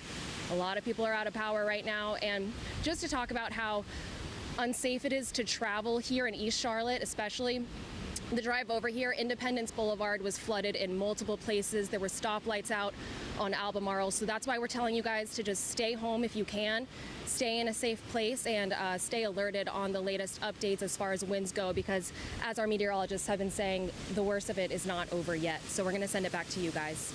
All right, stay safe out there, Julia. All right, we've got some more video that have just come in just the last little bit that we want to take photos of right here.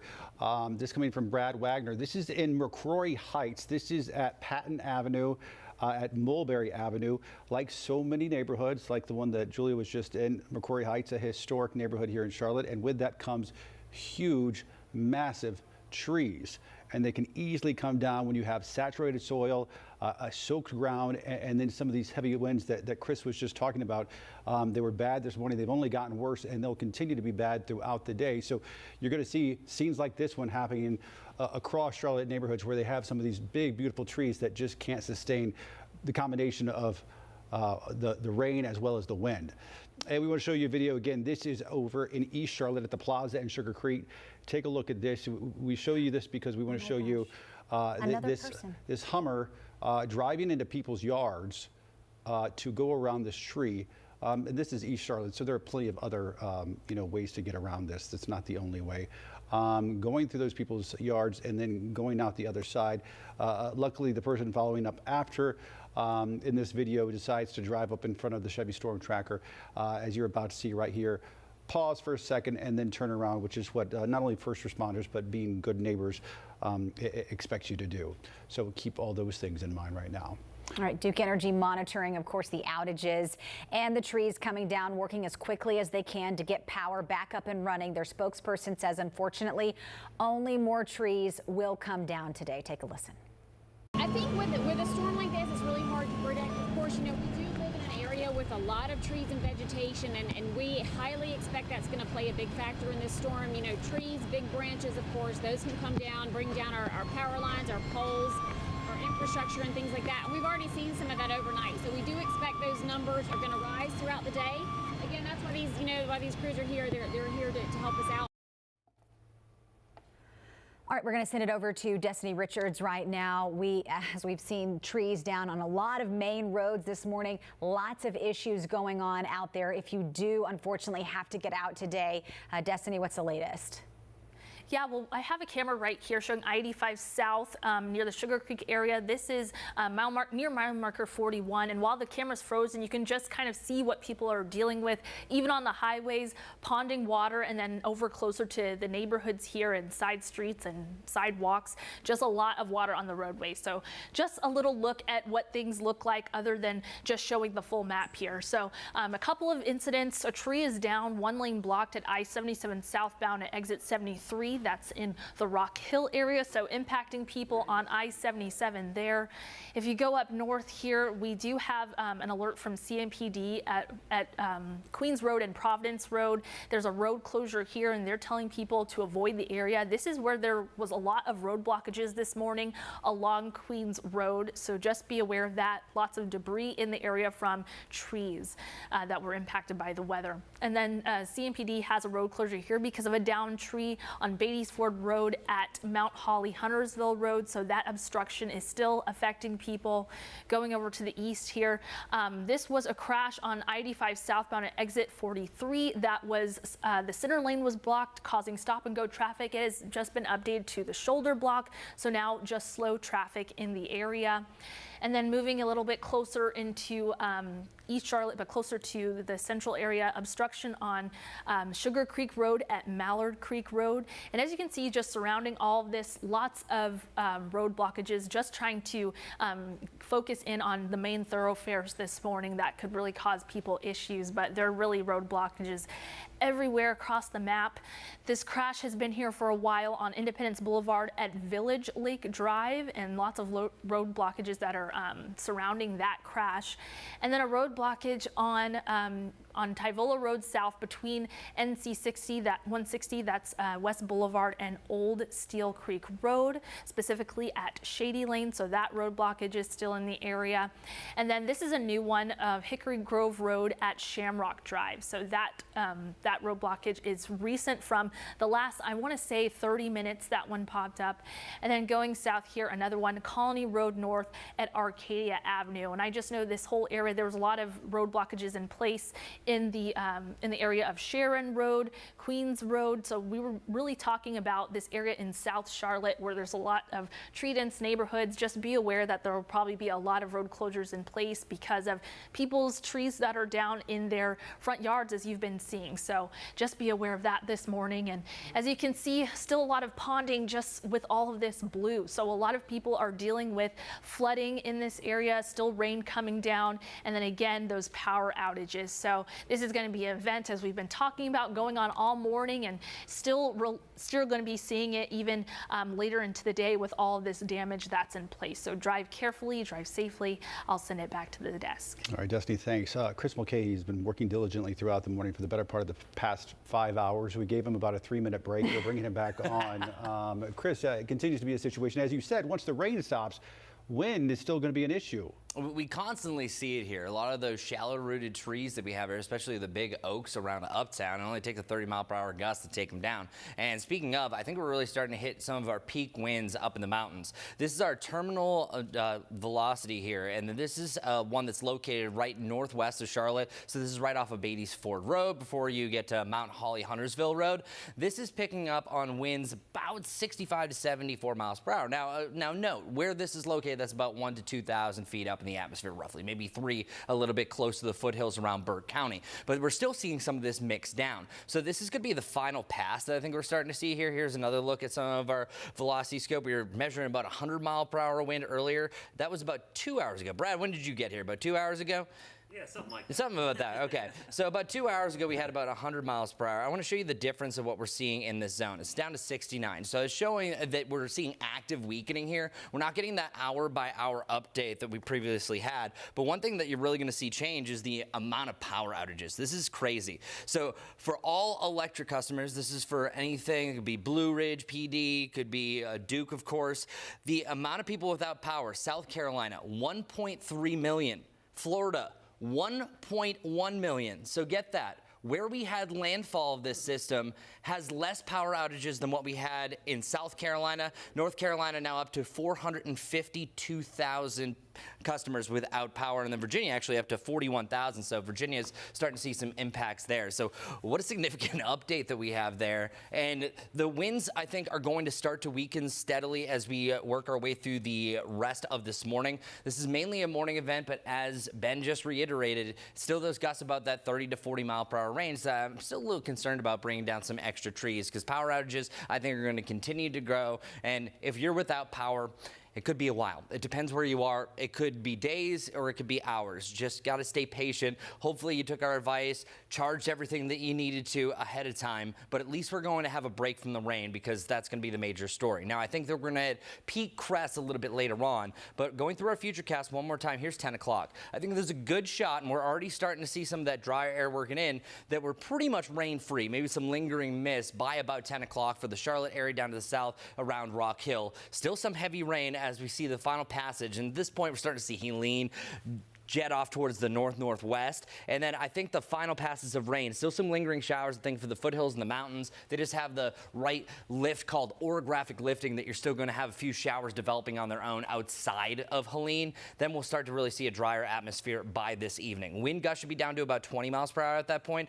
And we haven't really talked about tomorrow just because we've been so infatuated with what's going on. Note, tomorrow we could still have some swelling of these creeks and rivers, so try to stay away those shallow areas because the flooding is actually still ongoing at that point. But luckily through tomorrow, we're seeing a decent amount of sunshine. It's picking up more clouds later on in the day. Gusts up to about 20 miles per hour still before we have a chance for rain on Saturday night. So I want to show you one last look at what exactly Helene is doing for the time being. Soon it's going to be the remnants of Helene, by the way, but we're getting certainly the brunt of all the activity.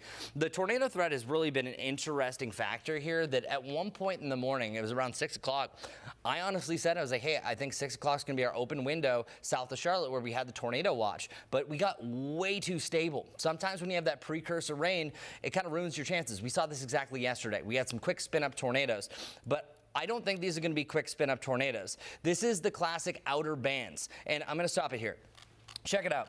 These aren't just a line of showers and thunderstorms. A lot of these are going to be individual rotating cells called supercells. And supercells are dangerous, powerful rotating storms that could produce long-track tornadoes. So I think that is going to be a possibility. There's been reports that some of these outer bands could produce EF4 strengths, EF3 more typical. But it's going to be at that point that I think that's mainly going to be east of our area at that point. So once we get a little bit further on, we're already seeing the main band pretty much outside of our area, which is good news. We are seeing this little secondary cell line starting to develop here, but it's a little bit more stable behind that. So we're not quite done, but you're definitely seeing a lot more drier air starting to work in. So some good news. But let's backtrack. Let's go back to when Helene initially made landfall. Regardless, Larry, this is going to go down in history. You have more years in this business than I do, and you're saying that this one is one that you haven't seen. Never seen anything to this magnitude and this extent, and to move the way it has moved. And going back to last night about 11:10, making landfall as a Category 4 hurricane, winds 140 miles an hour, pretty close to the town of Perry, and that's just to the east-southeast of Tallahassee and Florida. Unbelievable landfall, Category 4, but it's moved so fast now it's not a tropical storm for us, and that is good news as we take a look and show you. Right now, we're not looking at any major impacts as far as hurricane force winds. We're down to tropical storm force winds across here, with those winds right now sustained anywhere from about 60 to 70 miles an hour. Nothing like last evening when those winds were, as we said, up to about 140 miles an hour right there near Tallahassee, Florida. Was a tremendous amount of damage done. So there you go. This is the latest from the National Hurricane Center, the 8 o'clock advice. We'll have another coming up here shortly. Winds at 60 miles per hour, moving north at about 30. Position is south-southwest of Clemson in South Carolina. So that's the movement of the system right now. But even though it's down to tropical storm force winds, still a lot of damage, and we're starting to see some of those tropical storm force winds even in our area. Once again, it's moving north at about 30 miles per hour. So pretty fast moving system. We'll go over to Brad with some information about the situation right now, some of the impacts right now. Brad? Yeah, we're watching the potential for tornadoes. We've got some tornado warnings to the southeast. Chris was highlighting this area in particular, this area from the foothills, I should say the sandhills, I should say, down through the PD region and down to Myrtle Beach. So we've got a couple warnings down there right now. For Horry County, that one is until 9:15. That's an area we're watching carefully as well. Notice that one warning is not too far from our viewing area. So that band is the band we're going to watch over the next couple of hours. And as we get closer to the Charlotte area, we head out towards, I would say, areas just east of Rockingham, Hoffman area, Ellerbe. This is an area I'm watching carefully. Chris was spot on here. This area out here is where we're actually seeing the sun trying to come up this morning. There's some breaks in the clouds. So this band, which is going to clip Richmond County, and I think it'll miss most of our area, but if we're going to see a tornado here, this is the area we're going to have to watch over the next couple of hours. There is some good news. We're starting to see some dry air wrap in here, at least from the state line south. We're starting to see some breaks in the clouds and the rain let up. Unfortunately, it's coming down really heavy in the mountains and foothills. It's already been a long 24, 36 hours, and this last blast of rain is actually the highest rainfall rates, meaning it's falling at a couple inches per hour. So the additional rainfall here is likely going to push some of these areas even higher in flooding. Let's talk about that tornado risk, because it is going to persist for a while here, but I'm growing more confident with time that we're probably going to be out of the woods for that tornado risk. And look at the new map. So this is just updated. Notice how the area we're highlighting here is just to the north and east of Charlotte, and the areas to the south and west has been cleared out of the tornado risk. So this is a really good sign that once that band moves through, I think it's just like tracking anything. Once it pushes northeast, you might see the tornado watch canceled for many areas. So this is a good sign that we're starting to see the worst of it move out. We're not quite there. It's 9 a.m. as I'm speaking right now on the dot. I think it's going to be probably right around noon when things really start to completely improve from a weather standpoint. So as that band moves out and that drier air filters in, we should see much better weather developing into the afternoon hours. Now, the one thing that will not improve, unfortunately, is the flooding risk along the lakes, creeks, and streams. There's a delay in when this water runs off, so it takes time. Remember, if there's water in your yard right now, that's going to a storm drain. That storm drain's going to a small creek. That small creek's going into a bigger tributary, going to a river, and going to a lake. That takes time to drain. So some of the lakes, rivers, and streams, even as the sun comes out, they will continue to rise, especially the larger systems like the Catawba, the PD, the French Broad, the Rocky River. Some of these bigger rivers, they're going to be rising for the next 24, 36, maybe 72 hours. So the crest, or what we call the highest levels on some of these rivers and lakes, will happen this weekend. So be on guard for rising water in those areas, and we're likely going to see more evacuations as some of these areas continue to flood. So Ben and Sarah, it's been a long morning, but there's signs of improvement from a weather standpoint, but there could be some areas that see the weather, the flooding issues get worse even as the weather improves. Don't let your guard down. Yes, absolutely. Even if you see nicer weather going into this weekend, to Brad's point, there could be flooding issues as those rivers crest. We are just past the 9 o'clock hour here on WCNC Charlotte and online at WCNC.com. Yeah, we're tracking a dramatic climb right now in power outages. Right now, over 1.7 million people across North and South Carolina are without power. Over 1.3 million of those are in South Carolina alone. For some perspective here, that's more than any other state in the country right now, even Florida. Here in Charlotte, the metro area, there are about 135,000 customers without power. Unfortunately, we expect these numbers to keep climbing throughout the morning. Duke Energy reminding people today, if you see down power lines, to stay away from them. Take a listen. If for some reason you are outside, there's a lot of rain. We do expect some flooding. If you see down power lines, it's very important you don't go near them, especially if you have kids, pets. Don't let them jump in puddles or walk through puddles, because if there are down lines, we always consider them energized, whether they are or not. So, our first priority in a storm like this is going to be to get, those lines off the ground. But just in case you see them, just stay out of the floods. Best thing to do is just stay home today. As you can imagine, Charlotte Douglas Airport is a mess this morning. We checked just moments ago, and so far we have 303 cancellations and 413 delays. We do expect those numbers to continue climbing throughout the day. So if you do have a flight today, make sure to keep a close eye on any updates from your airline.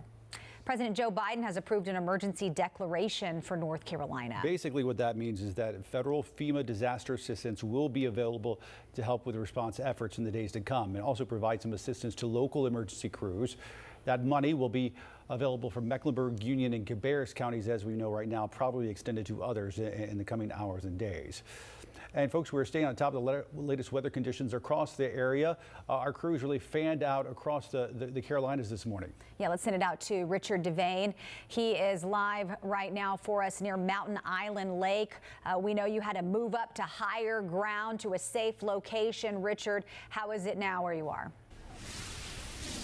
Yeah, Mountain Island Lake, we were there a little bit ago. Good morning to you, Sarah, Ben, the crews, and good Friday morning to everyone. A day where if you don't have to be outside dealing with the elements, stay inside until, as we've told you, to wait. Now, you were talking about when we were on Riverside Drive, that area underwater now. Hopefully, it'll be able to recede a little bit later on. We moved uphill where a lot of folks had moved their vehicles to keep them safe.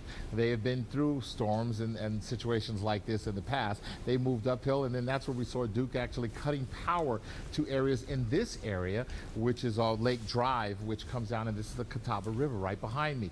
Now, as Ruben pans out, I want to tell you that just in the last hour when we were standing here with the owner of this place, we actually, this was dry. This was dry where we're standing, but now you can see the water is coming, and it's coming pretty fast. As Ruben pans out, we can show you that this whole area is underwater, and it is expected to continue to rise before it starts to recede. We spoke to Eric about this situation over here and his thoughts, his candid thoughts about exactly this situation. And I'm actually watching a rock start to move now. That's how powerful this water is. Ruben, you can see that right here. This rock is actually being picked up by the water and moving. So if it can move this big old rock, it can definitely move your car. So anyway, take a listen to what Eric had to say. We only knew that there was something going on because the neighbors told us, and everybody had been through 2019, so kind of knew we're a little bit prepared. We didn't hear from Duke until 6 p.m. That was the first time we got a text. So being new to the area, we didn't know how serious to take this. Like, is this totally precautionary? We were going to stay the night until 11 o'clock at night tonight was when we finally bailed out of the house. Yeah, just want to tell you that wasn't the person who actually owns this particular residence.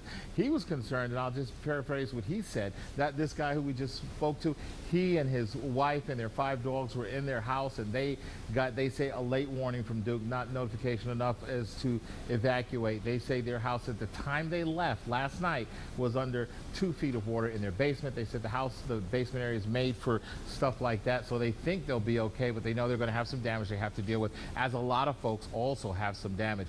Now, as far as Eric, he says that when Duke sees these water emergencies coming, that he would like to know why and what situation they actually go through or what they do in order to make sure, let me walk a little bit closer, in order to make sure that there's not situations like this, that someone there to answer certain questions like when you open the gates and let the water flow through. That's some of the questions that we'll be asking in the coming days just to get answers, because The unfortunate situation is that folks here along this area who we've spoken to for year after year say this is something that continues to happen. We'll have much more on this and continue to give you updates on what's happening out here. But for now, right off the Catawba, this is Richard Devane. We'll send it back to you. All right, Richard, thank you. Of course, the mountain region is also facing extreme weather this morning with record-breaking rain and dangerous winds there. That's right. WCNC Charlotte's Miles Harris joins us now live. Miles, you're northwest of Boone, going up towards some of the ski resorts along 321. It rained hard there yesterday. They had strong winds there yesterday. This is just only adding to it at this point. Yeah, you're absolutely right there, Ben. I mean, we are still seeing that the weather, the record amount of rain that Sarah just talked about, we are seeing that firsthand right here. Let me go ahead and step to the side and show you. So we showed you this flooded roadway, and you can kind of, around 7 o'clock, things have really picked up here in just the last hour. And you see the roadway and the impact from the flooded area. Take a look at this neighbor, this resident's backyard as well. You can start to see a lot of that flooded rain kind of make its way onto the roadway. Just a lot of just flooded area here. So again, there's a lot of incidents here and a lot of road impacts. We've also seen some downed trees along the roadways as well, leading to a lot of road closures as well. So we actually also got a chance to talk to the person that lives in this neighborhood inside this the roadway here, and we asked him, you know, what is your plans? What are you moving forward for? And he'll tell us firsthand that he has never seen this much rain, this much of an impact in this area in his entire life. We're actually just trying to decide what to do as far as getting down and going somewhere else to stay for the rest of the day or something to see what happens. So I was here when Hurricane Hugo. I lived here, in this community when Hurricane Hugo came. And, I mean, I remember being this bad then, but this is by far the worst since then. So.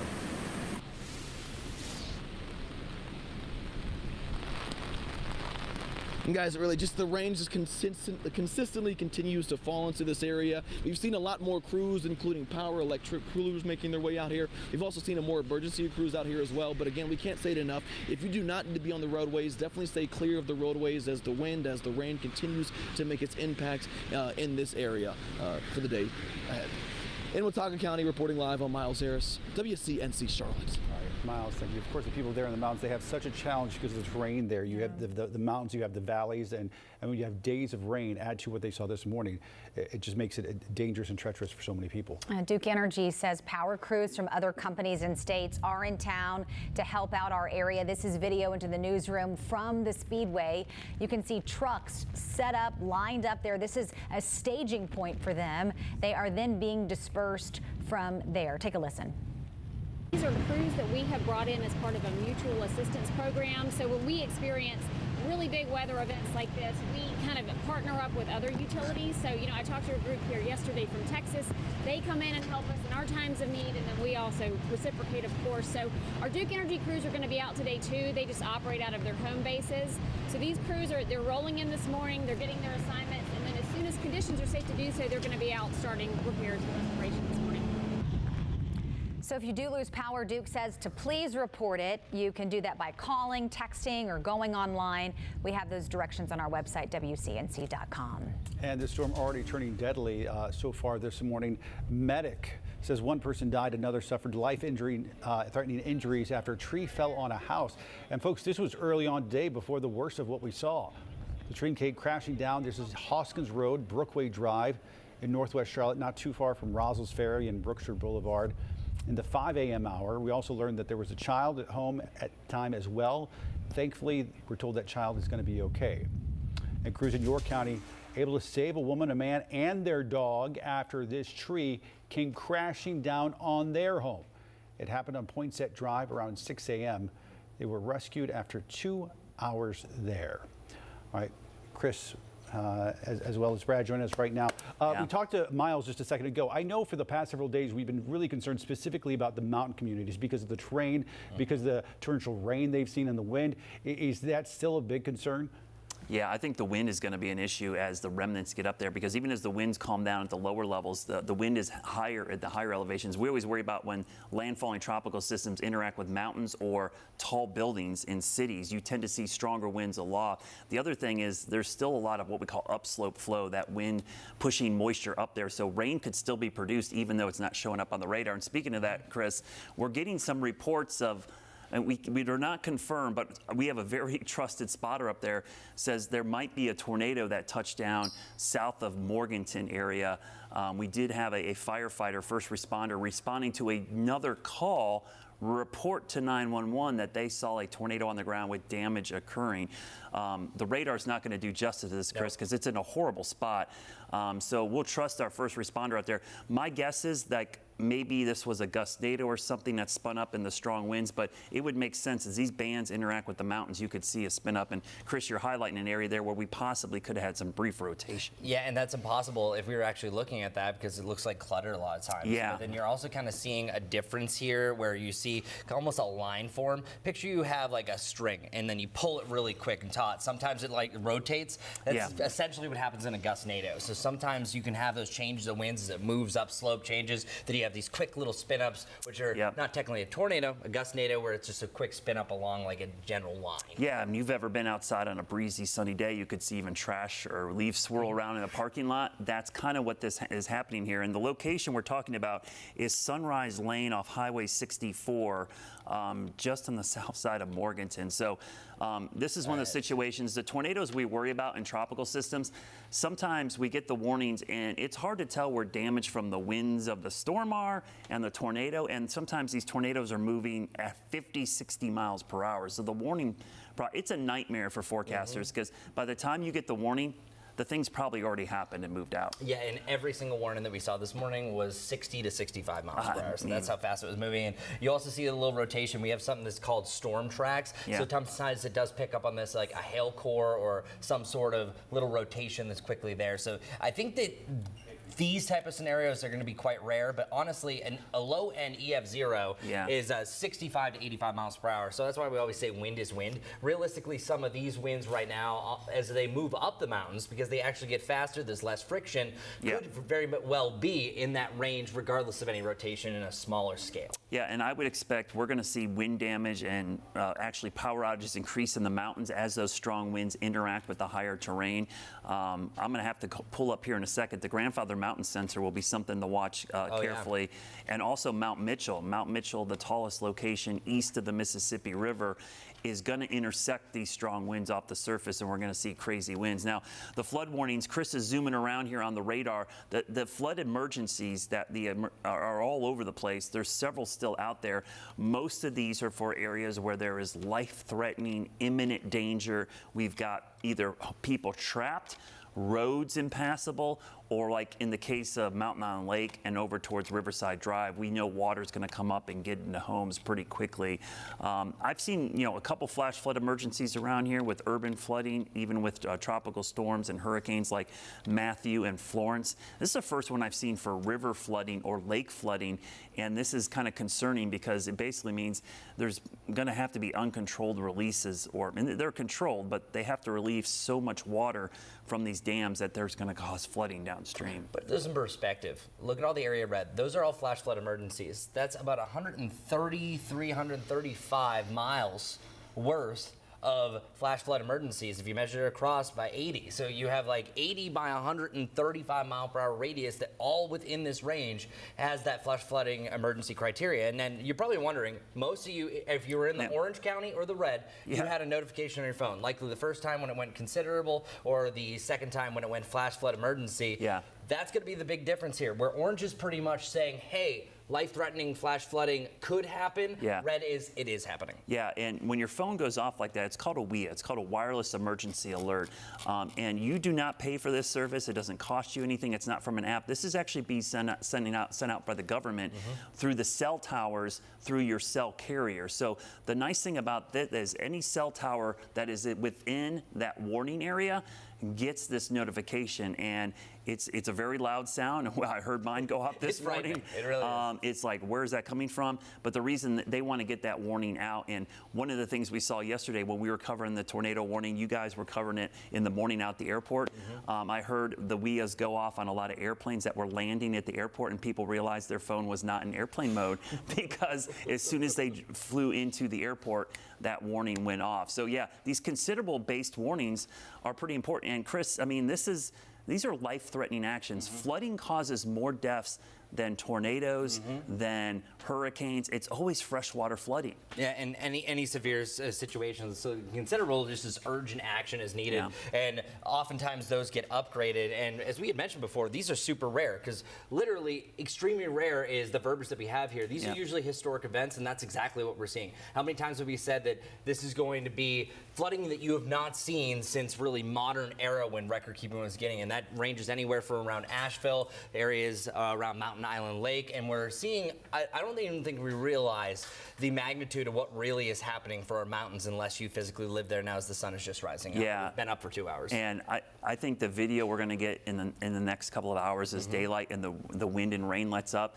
Some of these spillways and the floodgates on these dams, if you've driven across any of these areas, the amount and the volume of water that is going to be coming out of these dams is going to be absolutely incredible. And the power of that water coming downstream is going to be very, very dangerous. Now, Chris is zooming in an area.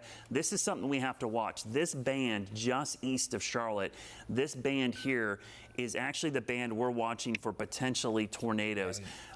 That we just had a warning just out of our area, Chris. I think we're going to get lucky with some of our viewing area. Yeah, we are. Oh, that's definitely rotation right there. So we've got rotation there north of Ellerby and Hoffman. This is moving towards Southern Pines and the Pinehurst area, so right into the heart of the Sandhills. That band has embedded supercells. Check out all just the you can see the twists and bends. This is just indicated, and then this one right here near Southern Pines. So a lot of people are watching us on the stream. They're watching us out in the Sandhills. I know this technically isn't our viewing area, but remember our internet's there's no borders in the internet, right? So if you have friends or family out there in these areas around Seven Lakes, Robbins, Whispering Pines, even Southern Pines, that cell near Southern Pines. Out there towards Pinehurst could have some rotation in as well. Go ahead and call and text those people because remember, they may be without power in some of these areas. That's always the difficult thing and why we told you to charge your phones last night, have your battery packs ready because your phone is probably going to be your lifeline right now because most people are going to be without power. Even if you're without internet, some of the cell service works for a while. We probably do have damage to some cell towers, but one of the things I can tell you from covering a lot of hurricanes, cell towers have backup power. They have batteries that last about a day and a half. I remember covering even Katrina way back when the cell tower was laying flat on the ground. It was still giving us a signal because it was able to use the battery backup. But that is a strong rotation. And unlike most tropical tornadoes, which are weak, some of these could be really, really strong. Yeah, you see a lot of signs that some of the worst damage that comes from these that make landfall are indeed from the outer bands of this. Yeah. And it was looking like we were going to actually see this line earlier this morning, that it really could have been a tornado potential on top of everything we have in this zone. But now we have some dry air. I'm not going to give it the all clear quite yet, but we're pretty close because there's not much behind it. There's something else this secondary line trying to fire, but this is using up all the energy because now you're starting to hit the peak heating of the day. You now have 4 active tornado warnings, and I think you're going to see a lot more towards this line. So this actually trends a little bit more towards Raleigh. Yeah. So do me a favor. Can you bring up our King Street Boone camera? Yes. Real quickly. There's some massive flooding going on in downtown Boone right now. Oh, wow. So that is downtown Boone on King Street. Look at the flow of water there, Chris. This road was clear about an hour and a half ago. I honestly have never seen that. So folks, you're looking at, this is kind of breaking news as we're talking. This is downtown Boone, King Street. This is not too far from campus. I mean, and also, just to point out, yeah. I'm not sure if you guys can read my mic up. Also, we should say, if you're familiar with downtown Boone, there are parts of it lower than this. I mean, this is definitely, this is not in the mountain part, but there is, if you go to the left right there, if you take a left there, this is at Mass General. Yeah, I see this. You can see Mass General sign off to the right. If you take left right there, it goes substantially lower than that. Well, Ben, what has me really fearful, look at the flow. I mean, there's rapids. Really fast. This is not, this is flowing. So rapid flowing water, you can see some of these cars probably in shock of what's happening right now. This is flowing to the left of your screen, so this is flowing. Yeah, the Ben you're referring to is over there near the mall. Yeah. That area floods a lot, but this is more towards downtown Boone on King Street. And to see that amount of water. They're like rapids. I don't think I've ever They seen. should not be driving that. Never seen downtown Boone flood like this. Look at that. Wow. That is 6 inches of water. People are driving right through it. I know Miles is super busy up there, but I would tell the folks in the booth, maybe give Miles a heads up that he needs to head. Usually the mall. The mall. Look over at the lamp right there. How swift that's flowing. That is dangerous right there. Wow. Yeah, that's incredible. Thanks to Kenny. Kenny, good friend of mine, just sent me a message. Say, hey, take a look at the Boone cam real quick. He's the guy behind Resort Cams up there in the mountains, and gave us a heads up on that. But as soon as I saw the image, I was like, holy cow! I don't think I've ever seen anything like What's that. interesting, I haven't seen a warning for that yet. I'm surprised. Just checked over there. I haven't seen that. I'm surprised it's not for downtown Boone. Let's see if National Weather Service is going to do any upgrades. Yeah, but that is the thing that's concerning are the rapids there, because that is fast-moving water. That looks like it's flowing into some stores and some businesses there. The thing, fast-flowing water, about 6 inches is all you need of fast-flowing water to take you off your feet. And this can actually cause erosion and sinkholes and other things. So these trucks, you could see, I can almost get in these people's heads. They're driving and they can almost see them going, uh-oh. What is this? I don't think I've seen this before. Here, I'll bring it back up. I'm going to just zoom in to where the rain is active. King Street in Boone, if you're not familiar, is a thriving area. Yes. Downtown, you've got lots of stores, you've got businesses. Yep. You got a new boutique hotel that went in a few years ago. I mean, that's a thriving part of town. Yeah, a lot of, there's some great restaurants, breakfast locations. They probably were packed full of patrons and students over in that area getting breakfast or coffee. Mass General Store is a very popular right spot there. Yeah.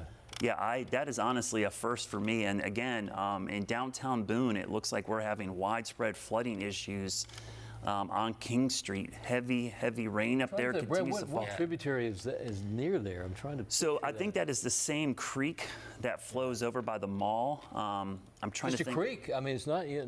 But that makes me worried that maybe is backing up really far. Yeah. And so maybe there's a blockage or something within the creek, and it's coming back. Chris, if you zoom in, you can actually see. So the creek that I'm thinking of is down towards the mall. If you move the map just a little bit, you'll see the water down to the south. So usually when you come in, right down there. So this is usually that on Wilson Drive there, 105 and 321. So that's near the mall. You see how two of those creeks come together? That's typically where we see flooding. But the fact that this is happening over at King Street. So far away, yeah. And never flood prone right there. I'm wondering where that water comes from, because you're right. That's the first thing I thought. I'm like, there's not really a creek or stream near this area. So where is that water coming from? And the flow is coming. Look at that. What is that? Something floating? Yeah, can we back the camera there? We're getting back. Hold on. Okay. Here we go. There was something floating down the street there. Coming down. Yeah, it looks like some sort of debris there. What is that? Something over there. Is that? Yeah, that is. This is a dangerous situation downtown. That is looking at that right water. now. That water's getting higher and higher too. It's actually getting deeper over time. You can see it's starting to come over the curb, so there's going to be likely a lot of businesses that are going to be inundated. I'm surprised there's not some sort of flood statement. That would be from Blacksburg, Virginia. That would be something you would see flash flood emergencies for, especially in an urban setting like that. So I mean, if you have friends or family in that area, you might want to go ahead and tell them, hey, we have flash flooding imminent and occurring right now on King Street in downtown Boone. Looking at just Google Maps, there's Boone Creek that runs parallel to the left there. If you took a left right there, Brad, that you'd probably drive over, and I don't think you would usually notice because it's really tiny. Yeah. So that water's probably flowing towards that creek. It's probably coming off the mountain, I'm guessing, right here is where this water is coming from, and it's cutting through King Street to get to the creek. So it might be just that the side of the mountain was just so overwhelmed with water, it's just running over the surface now. Is that a north-south direction? I can't remember the King Street. So this we're looking, so that's south, so we're looking kind of, looks like maybe northwest a little bit here. And the mountain would be up on the upper right. Upper right, yes. So where you are. So, yeah, and then the creek would, I mean, look at this water is getting deeper, the rapids. This guy here, he's trying to get around it. I'm glad he turned around. I mean, we're going to be talking about this for years only because these businesses, I mean, they now are going to have standing water. That's all I'm thinking, because that's flowing right in the doors of that business right there. And a lot of those businesses on the left have basements. Yeah. They all do, actually. Wow. That's a first. I expected to see maybe water on the side. That's a raging torrent coming down King Street right now. We would maybe check Blowing Rock just to see the difference between, because they're only a couple miles apart. Yeah, I'm looking at some of our resort cameras to kind of see before we pull them up. Blowing Rock's not coming. And honestly, the way some of the winds are wouldn't surprise me. I was just checking in at a Sanford Mall. It's nowhere near that. You're seeing some gusty winds, some heavy downpours, a lot of leaves It's on the campus right there. So the mountain I'm thinking of is Howard's Knob there, just on the So my guess is this is water's coming off the mountain, and as Ben mentioned, there is a small creek off to the left there. It might just be flowing straight through town to get over there, but yeah, that's unreal. We typically, folks in the booth, there it is, the bottom of what we're seeing right here. This is actually just 3 or 4 blocks away. We've got the App State campus. But would be on the other side of that creek. That we're talking about, and you can see it's wet there, but doesn't appear. Probably a little more elevation right there than they're a little bit higher up. But yeah, that looks like it, and that would probably be coming through a neighborhood as well, going to King Street. So there's probably more homes and businesses being impacted in that area. Yeah, on King Street, I've been there a couple of times. There's a bagel shop off to the right there, which looks like it's somewhat dry. So we'll go back to the video. I mean, this is the story of the morning, really, for the mountains. And, because we have a camera here, we're capturing this. But trust me, there are scenes like this probably happening in lots of locations where there aren't cameras to capture it. And the one thing that is a little concerning about this view is that the water seems to be getting higher. It is not receding. You see someone driving off to the right. That truck now, if you look at the truck off to the left there, it's halfway up the wheels. It's almost to the bumper. And as Ben correctly mentioned, all those businesses on the left side of your screen, they all have basements, and that water is flowing directly into those doors. Yeah, I mean, and that Mass Gen store, I mean, that's been there years. It's not the original one, but been a part of that community there for a long time. Usually you would see people walking around the streets on a typical Friday morning. Look at these people trying to drive through it. Yeah. That's going to be scary to monitor throughout the day today. Right now, we're going to send it out to WCNC Charlotte's Julia Kaufman. She's in East Charlotte this morning on East Haven Drive. Julia. Hey, so we were just at East Haven Drive. We've now actually been sent over to Providence Road and Queens Road in the Myers Park area. I'm going to step out of the way so you can kind of see what's going on here with this intersection. Police are trying to guide this CATS bus right now because, as you can see, the traffic lights are out, causing, quite a mess at this busy intersection. If you're familiar with it, it's right by the Harris Teeter here on Providence Road. A couple of the roads are blocked here. Providence is blocked down towards, if you were driving toward Park Road, because there is a tree down. You can't see it from where we are, but there's a tree down that way. And then behind us on Queens, there is also a tree blocked. So police are here blocking off roads, trying to direct traffic here and there.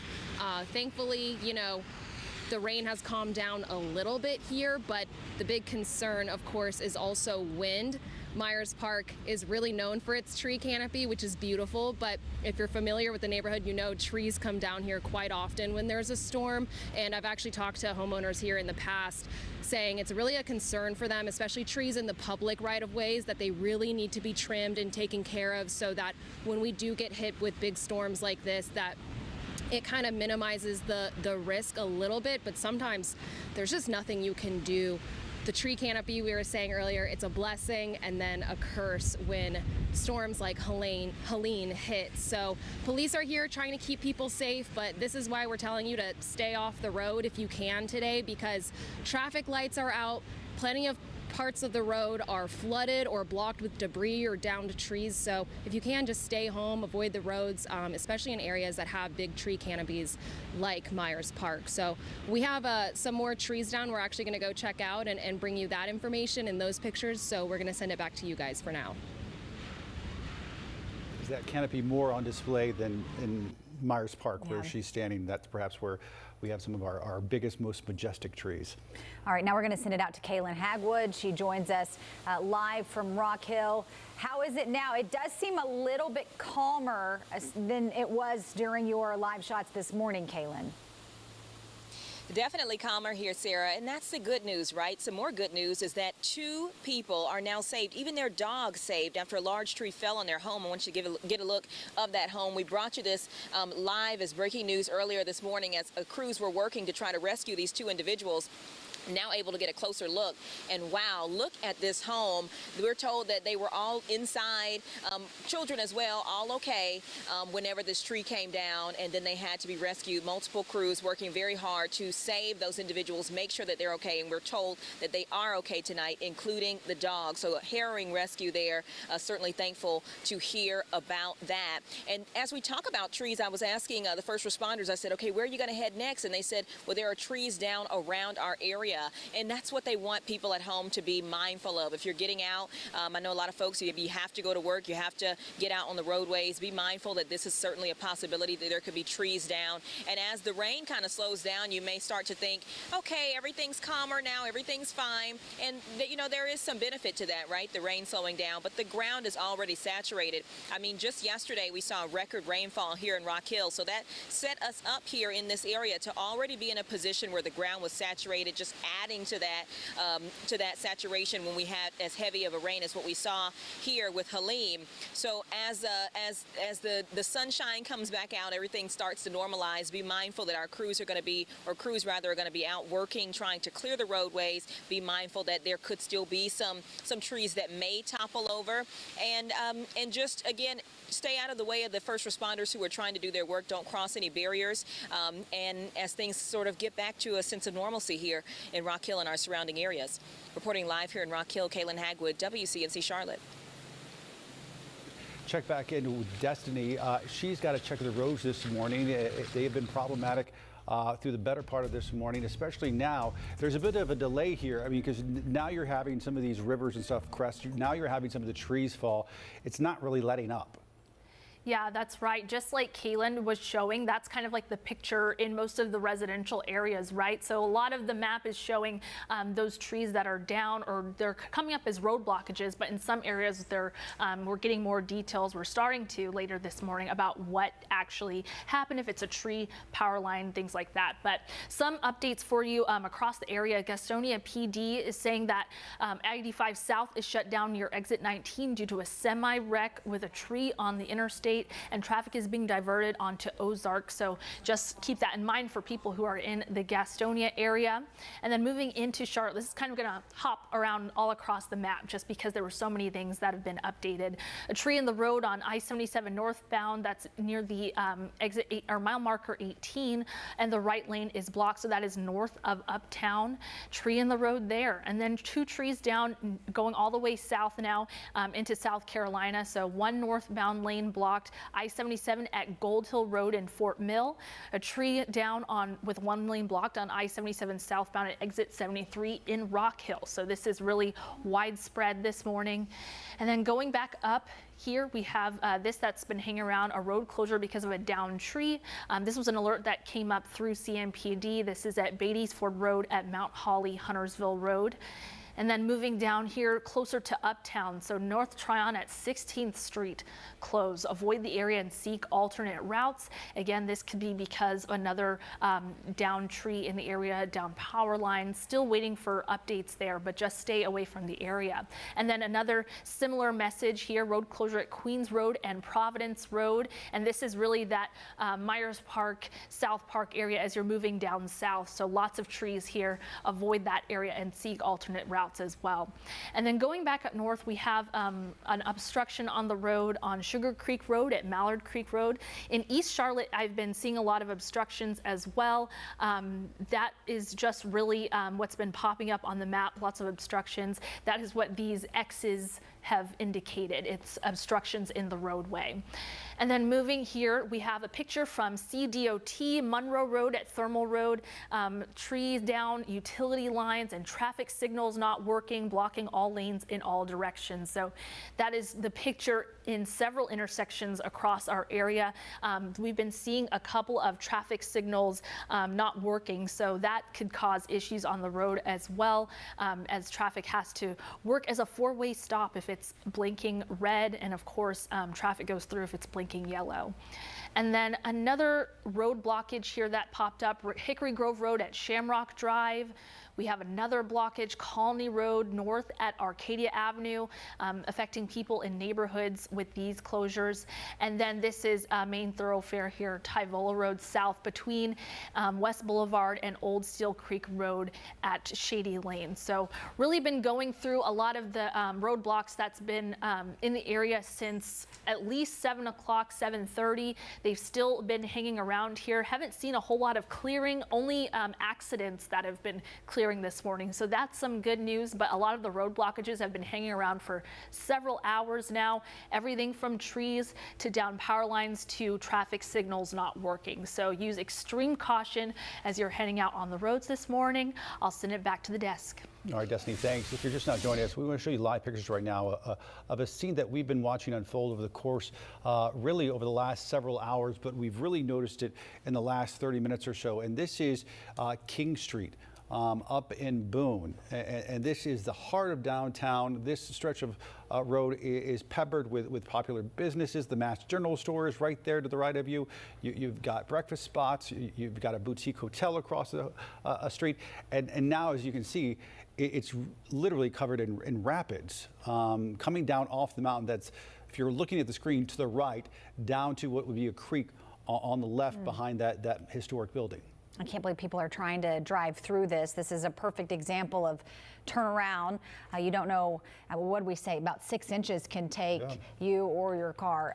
We are also tracking a dramatic climb in power outages all across the area. That's right. Right now, about 1.9 million people, almost 2 million people across the Carolinas are currently without power. You probably know somebody, if it's not you yourself. Perhaps you're watching us on your phone right now. Over 1.3 million of those are in South Carolina, and that's actually more than any other state in the country, including Florida or Georgia right now. In Charlotte, it's about 150,000 outages here in the greater metro area, and we can confirm that downtown Waxhaw right now totally without power. Wow. Chris, signaling across the studio. Chris, what's up? Yeah, just a quick update. We mentioned it is official. They're going to bring up my mic. Flash flood emergency has been issued for this area. So it is now Watauga, Ashe, Allegheny, and Wilkes County now upgraded into a flash flood emergency. And this is the Southeast River Forecast Center that literally just put this down a couple of minutes ago. Yeah, so let's give you some clarity. We're showing the image. Let's take that full screen if we can, guys. So I'm going to give you a couple details on what we're looking at here. So this is downtown Boone, King Street, Mass General's off to the right. So to give you perspective, that water is flowing towards Depot Street. So that street there by the truck is Depot Street. That flows over towards River Street, appropriately named today. That River Street is actually on campus of App State and just not too far away. I mean, this is only about, I'm looking at it, maybe 5 blocks from Kidd Brewer Stadium.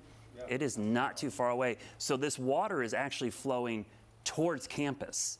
Wow. So we had our picture earlier from campus there on the front side of campus, which is on Stadium Drive, I believe. So go back to the stadium. Can you pull the Stadium Drive cam? Because the Stadium Drive cam would be just down from where this is happening. So this water is flowing somewhere towards campus. It's hard to tell what it's doing there, but you're looking at King Street. We're kind of looking northeast. There is a mountain off to the right of your screen, and I think that is where the water's coming from.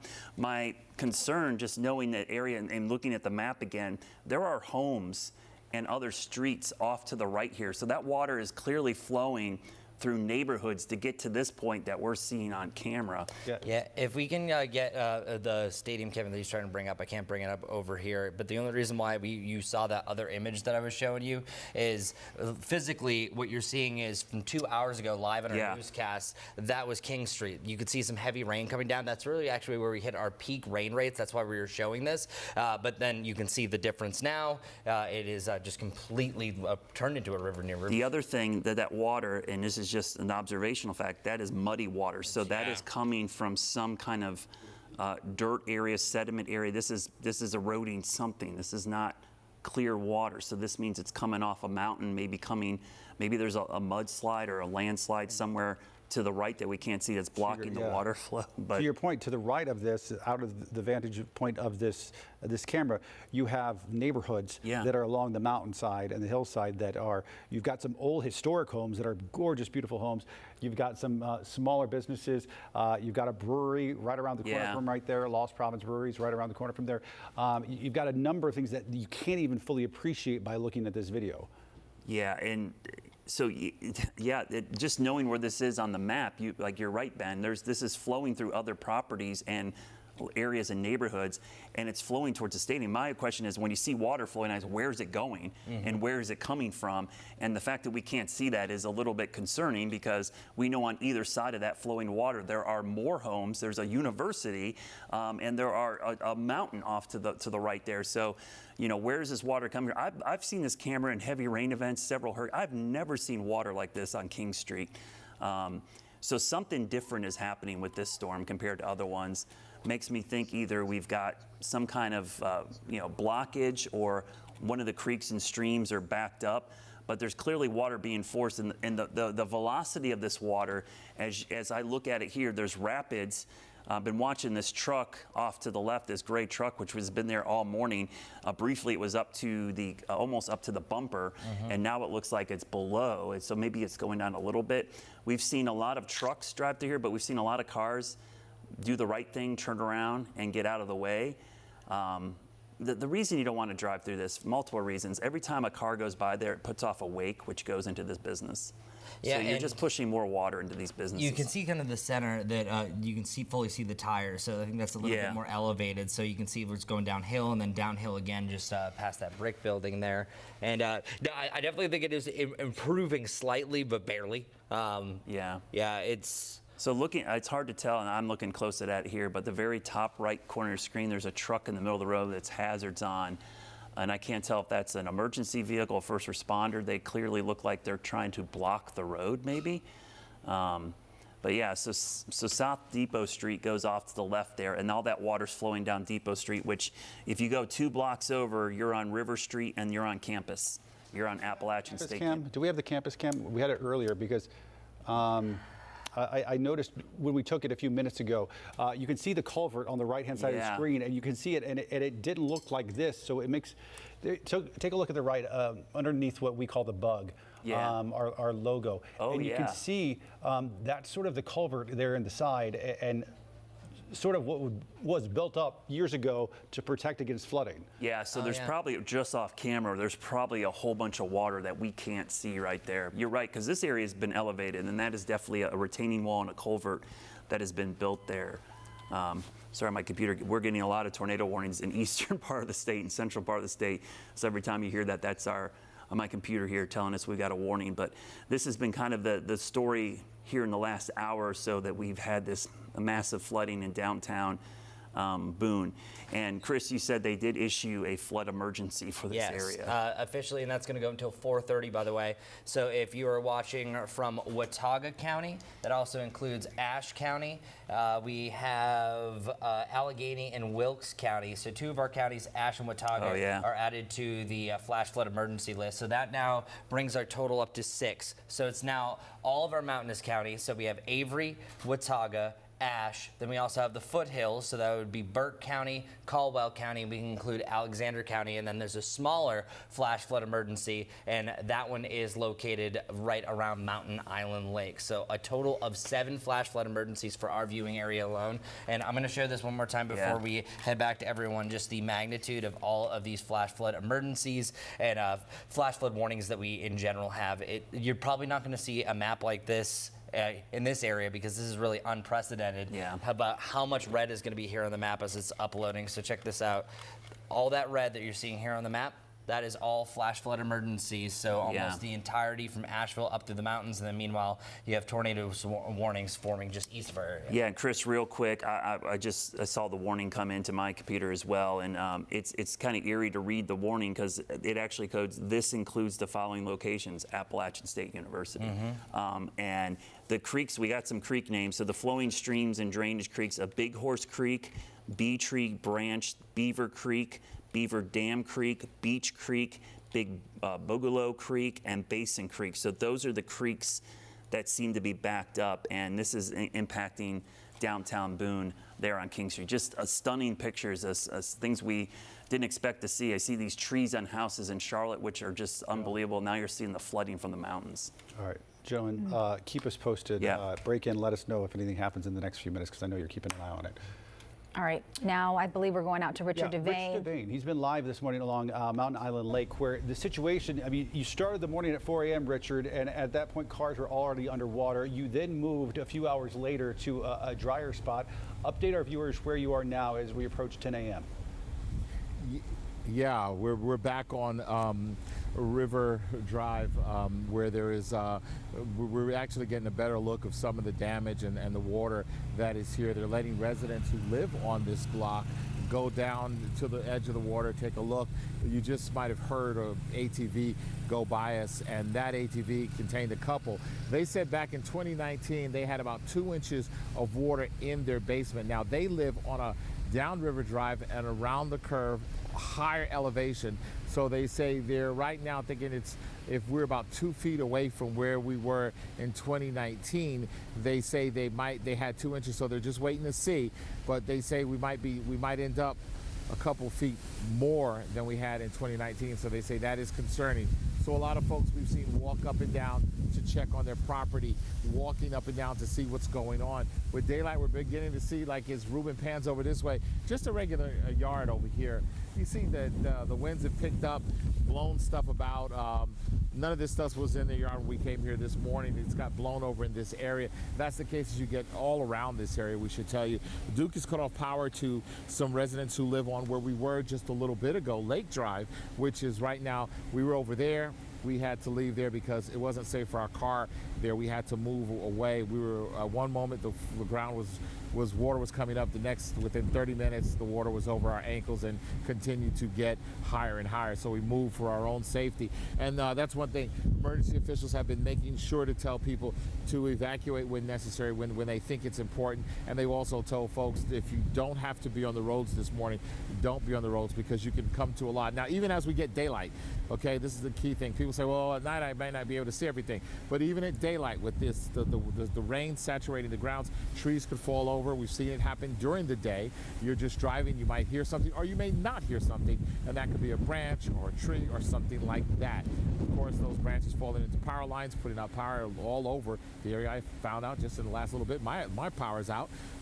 So it's affecting a lot of us out here. But of course, flooding, stuff like that folks down there are dealing with. We're going to go down there and take a look at how bad the damage is, get a closer look, send that video back to you, and we'll continue to report in this area right here off of River Drive, both here and online. Guys, we'll send it back to you.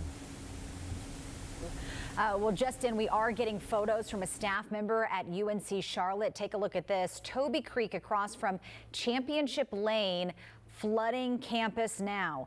Right now, we haven't seen any Niner alerts. We have our Chevy Storm Tracker on the way to see how much this is impacting on campus. But look at all of this flooding. Of course, we will keep you updated throughout the day. And as you can imagine, Charlotte Douglas, also a mess this morning. We've checked just moments ago. They have 308 cancellations so far today.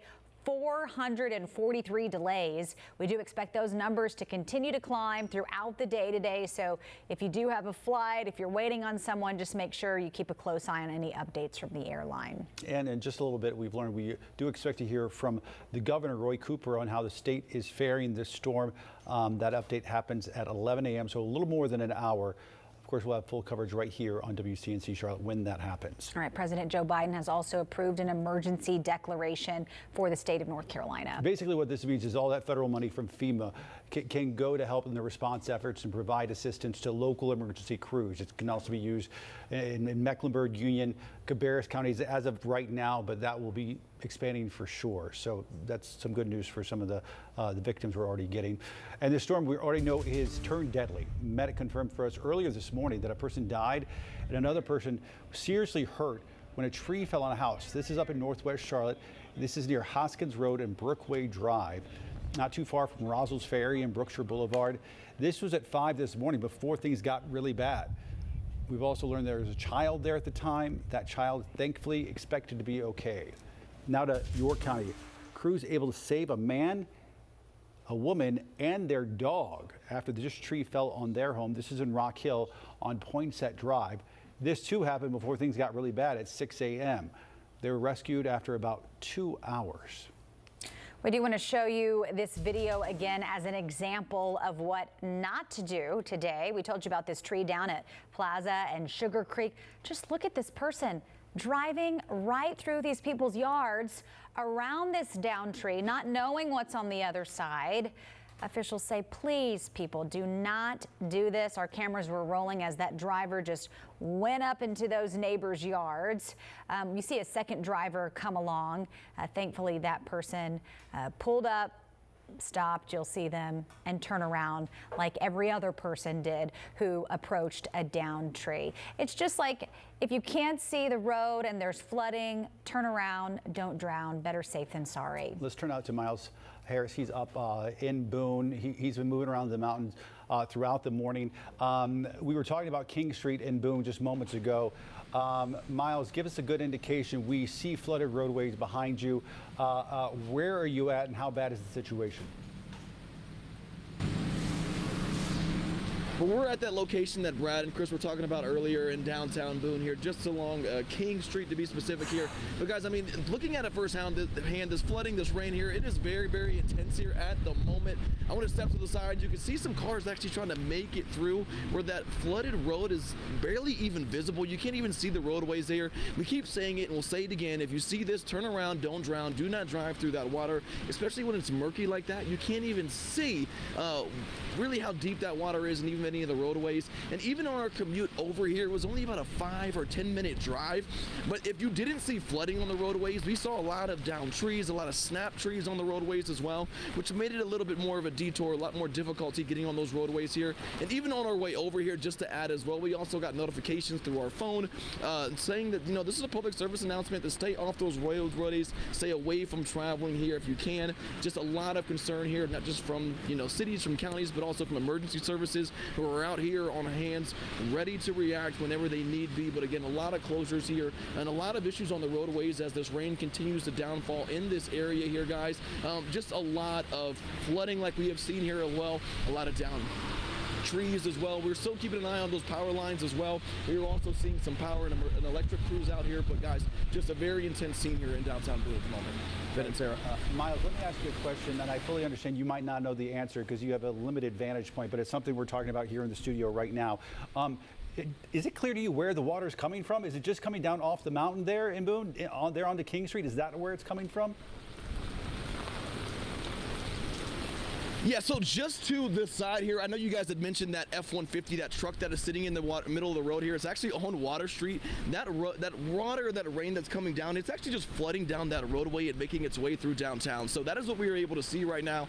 You really can't walk or even really see up that roadway. We're actually, at the moment, we're even seeing a car coming through here. But guys, I mean, it's just a lot of rain, a lot of flooding also coming through its way through downtown Boone, guys. All right. Miles, stay safe out there. And Brad, you're saying more rain is coming, so this isn't even the worst of what we're going to see. Yeah, Miles, please be safe, but that's incredible video coming out of there, and we could see kind of some different angles of that. But yeah, I was just really concerned because there's heavier rain going into that region. Look at these bands of rain moving into Avery, Ash, Watauga, Upper Burke, and Caldwell County. Really concerned about these areas. Just knowing this area, I drive up there quite. I've spent a lot of time there. I have tons of friends in this area.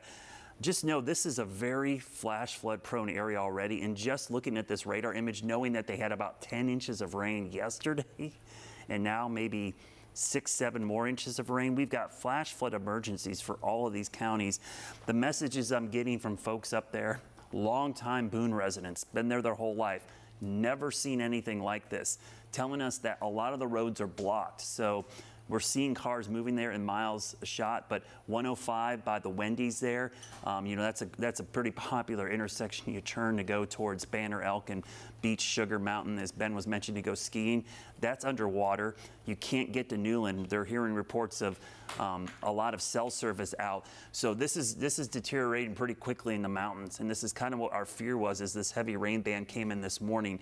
Every single county, just treat it like you're under a flash flood emergency right now for the next several hours. That water all flowing off the mountain, going through campus right now, heading towards App State's campus. Now remember, for us down here, the rain's beginning to let up, but that water's got to come downstream. It's all flowing into the Catawba chain. Some of this water goes north up into the New River Basin, but a lot of this down here flows south into the Catawba River Basin. And so that's going to be coming down into the lakes and creeks and streams over our area. So the rainfall totals are going to be just off the charts in some of these areas. Let me quickly show you the rain totals so far, and I don't think this does any justice at all to the rain that's been out there so far, because we know there's probably broken gauges, but some of these areas in red, and again, don't focus on the numbers. I think a lot of these are just absolutely off or wrong. But you see Boone at the hospital there, 3.72. I think that's probably way off. But some of these areas in the pinks and reds, I'm more looking at the legend up here, that's 5 to 9 inches of rain. 5 to 9 inches of rain since midnight. Okay, since midnight. The 24 hours goes midnight to midnight. Before midnight, these areas had about 10 inches of rain.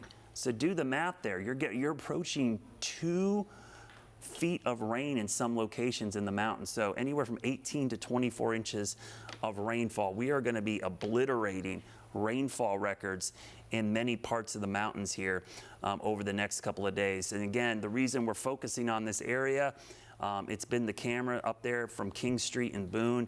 You'll see it pop up here in a minute. We've just, hopefully it will pop up. Maybe we lost the ability. So let me kind of reframe this for you so you can see it a little bit better. But we were zooming in on some spots up there. But what we're seeing right now is water flowing down King Street. It's going towards South Depot Street there, and it's going right towards campus. So I'll fix this for you real quickly. We'll kind of center this again so you can see it a little bit better. So that's a look at the view right there. So this water's coming from Howard's Knob. I don't know how that guy made it through there. Howard's Knob there, flowing through King Street and then going down Depot Street, and over here off camera, that's Appalachian State's campus. River Street is over there, and not too far away, you're over towards Kid Brewer Stadium. So this water's flowing through businesses here, a lot of mud. They moved the truck, so whoever had that gray truck, they got out of there. Looks like some business owners are showing up now, trying to assess some of the damage and trying to figure out what they're going to do. But hey, I know people have to get somewhere, but I had a lot of people comment, and I would agree. Every time someone drives through here, they push a wake that goes into these people's businesses. So please, if you don't have to drive, this is a prime reason why we want you to stay home through the remainder of the morning, probably into the afternoon in the mountains. It could be an all-day thing. So here's a look at the latest on Helene. It's a tropical storm right now. Winds are still 60 miles per hour. It's essentially over Clemson, South Carolina, the center, moving north, due north at 30 miles per hour. So it is absolutely racing off to the north, and that movement off to the north is going to continue to push it out of here and push it to the northwest eventually. I think eventually we will see this thing weaken a little bit later today and merge with that upper low, and that will be a good sign, because eventually this will push off, as you can see on the view here, actually going off in this direction towards Kentucky and Tennessee. That will pull the dry air in from the left side of your screen and actually begin to push the moisture out of here. So eventually we are going to see things improve, but if you're in the mountains and foothills now, we've got probably another 2-hour window where we're going to see the worst weather move through. Good news to pass along, the drier air moving in, but we're also getting some updates to the tornado watch. We're starting to see counties removed. Kind of expected this. As this band of rain and storms moves out of the region, eventually we will see the tornado watch canceled. This was till 8 a.m., but it's been extended now till 6 p.m. for many areas, so we'll update that. This was 6 p.m. Let me fix that real quickly so you guys aren't confused, in case you don't have the volume up, and a lot of folks do that. They're just watching either on their phone. But we'll change that to 6 p.m. That's when this is set to expire, but you're going to see more counties kind of taken out of this as this band pushes off to the north and east. So let me widen this back out. Had several folks comment they want to see the radar because they don't have any access to any information other than us because of power outages, internet outages. Here's a look at the radar. So if you're in Charlotte, things are getting better except for the water coming downstream. When I say better, it's just from the immediate weather, not always from the damage. Back in the foothills and mountains, this is why we're concerned where Miles is, because it's actually going to get worse. The heaviest rain is just now moving in. The winds are going to be picking up, so we're likely going to see numerous power outages developing here in the next couple of hours as the wind works over these trees, which have been softened by the rain. The other thing, we talk about this sometimes, not all the time, we're going to see a lot of mudslides, landslides, debris flows. That's when the side of these mountains get loosened up by the rainfall, and it just gives way. And sometimes, looking at some of the pictures from Boone, I'm wondering if something like that happened because those landslides or debris flows can clog or divert creeks and streams and cause them to go in other directions. So that could be a possibility as well. So the best advice I can give you, we've been giving it to you all day yesterday, all morning this morning with Chris and Larry and Destiny and Ben and Sarah. Stay home. If you don't have to leave the house, stay at home. And if you do have to venture out, you need to be extremely careful trying to get it around because there are trees and power lines down all over the place. This is a widespread system, guys. We're seeing impacts every single location in our area. Some it's flooding, some it's wind, some it's power, but in some cases it's all three. And that's happening in a lot of locations. We do appreciate that some people have to work. They don't have a choice. They got to have a paycheck. They can't Zoom. They can't work from home. And so if that's you, then by all means, but be safe doing it and certainly be thoughtful about the other people out there right now. All right, let's go ahead and get a check of the latest situation out on the roads right now. Destiny, she's been with us all morning since 4 a.m. Destiny, where do things stand right now? Well, I do want to show this camera shot of I-77 near mile marker 17. As you can see, the camera is shaking at times, and it's covered up by rain now, but you can see the gusts of winds going through the trees. Oh, that was a big one right there. So the winds are definitely picking up, as Brad was saying, and luckily there's not that many people that we would expect on the roads during this kind of weather. So very good things, but people are on the road, so we have to prepare you for what is out there. So Gastonia PD sending out this message: I-85 South shut down near exit 19 due to a semi-wreck and a tree on the interstate. Traffic being diverted onto Ozark. And we can see a little bit more of those impacts right here with this red line of stop and go traffic. So just be aware of that if you are in Gastonia heading south. And we can move over here to East Charlotte. North Charlotte. There's a tree in the road. The right lane is blocked on I-77 northbound. This is a little bit south of the Harris Boulevard exit. 18. So this is north of Uptown. And again, I'm going to be bopping around the entire map here just because there were so many updates within the last 30 minutes. But here we have a cleared tree down on I-77 at Gold Hill Road in Fort Mill. So we're down in South Carolina now. That is clear now, thank goodness. But we do have a tree that's down with one lane blocked on I-77 southbound at exit 73 in Rock Hill. And we have this image that shows the crews there. So just take your time when passing emergency crews, especially in these dangerous conditions. And then a lane blocked due to obstruction on the road on the plaza at Sugar Creek Road. Lots of obstructions in this area. Again, the map indicates those obstructions with these X's and these icons here. And we've been seeing a lot of them in East Charlotte as well as south of Uptown in the Myers Park area, near Queens Road, Providence, those areas, Sharon Road. We've also been getting some updates from CDOT with this. Monroe Road at Thermal Road, a tree down, utility lines down, and traffic signals down, blocking all lanes in all directions. And we have been seeing some new reports of traffic signals not working and some that have not been working for many hours now. So just be aware of that. If it's blinking red on all sides, that's treated like a four-way stop. So very important to know that. And then this is a new road blockage that's popped up within the last 30 minutes. Very popular road here, Ray Road at Ballantyne Commons Parkway. So new road blockages are coming up. Some have been clearing, thankfully, but just be aware of that as these gusty winds start to ramp up this morning. You could still be dealing with a lot of road blockages as you're coming home from work even later today. I'll send it back to the anchors. All right. Thank you, Destiny. All right, Julia Kaufman staying by. She is live in Midtown, just outside of Uptown along King Street. And Julia, I'm imagining, I don't know this for sure, but you're probably near the Little Sugar Creek, which has a tendency in bad storms to get really high and flood local areas.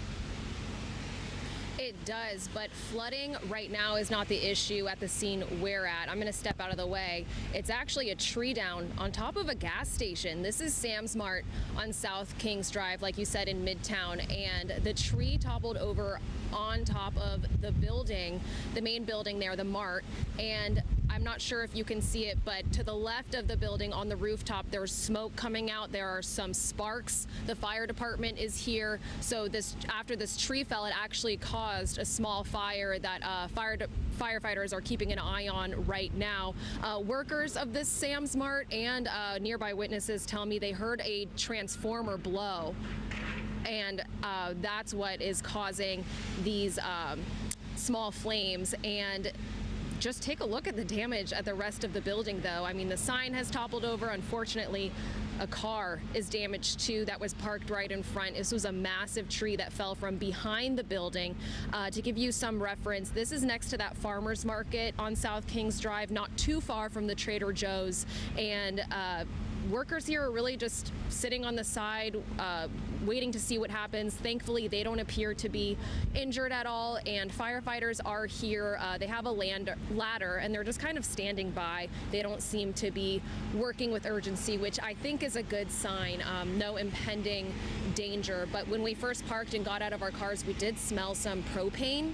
So it just shows kind of the effects, the impacts that trees falling down can have. There are power lines down as well. So from flooding to trees down, wind, the damage is really just widespread across the Charlotte area. We've been in East Charlotte, South Charlotte, and near Myers Park, and now in Midtown just in the last hour, and we've seen trees down, we've seen flooding in roads. So even though the rain has calmed down a little bit, as we've been saying all morning, there's still a lot of risks out there. So we're hoping to talk to more people here on the scene and figure out what's going on, make sure everyone's okay, and then we're going to check back in with you guys soon. All right, Julia, thank you. Now I believe we're going to take a live look at King Street and Boone.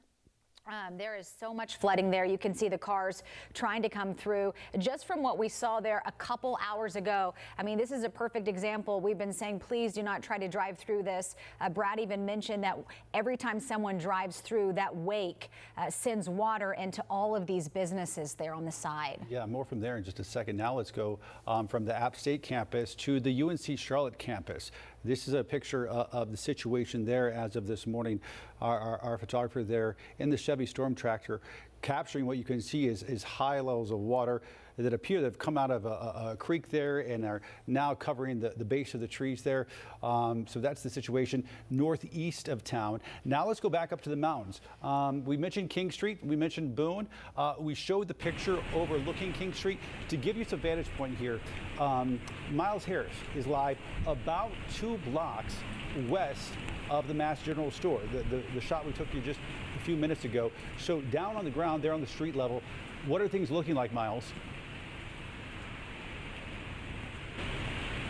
Yeah, well, right now, Ben, we see a lot of cars actually trying to make their way from where this is, like, really where a lot of this road is flooding here. And it's kind of interesting to see because, again, this road is so murky at the moment. So it's like you can't even see how deep the flooding and really how deep this water really lays when it comes to being on this roadway in downtown.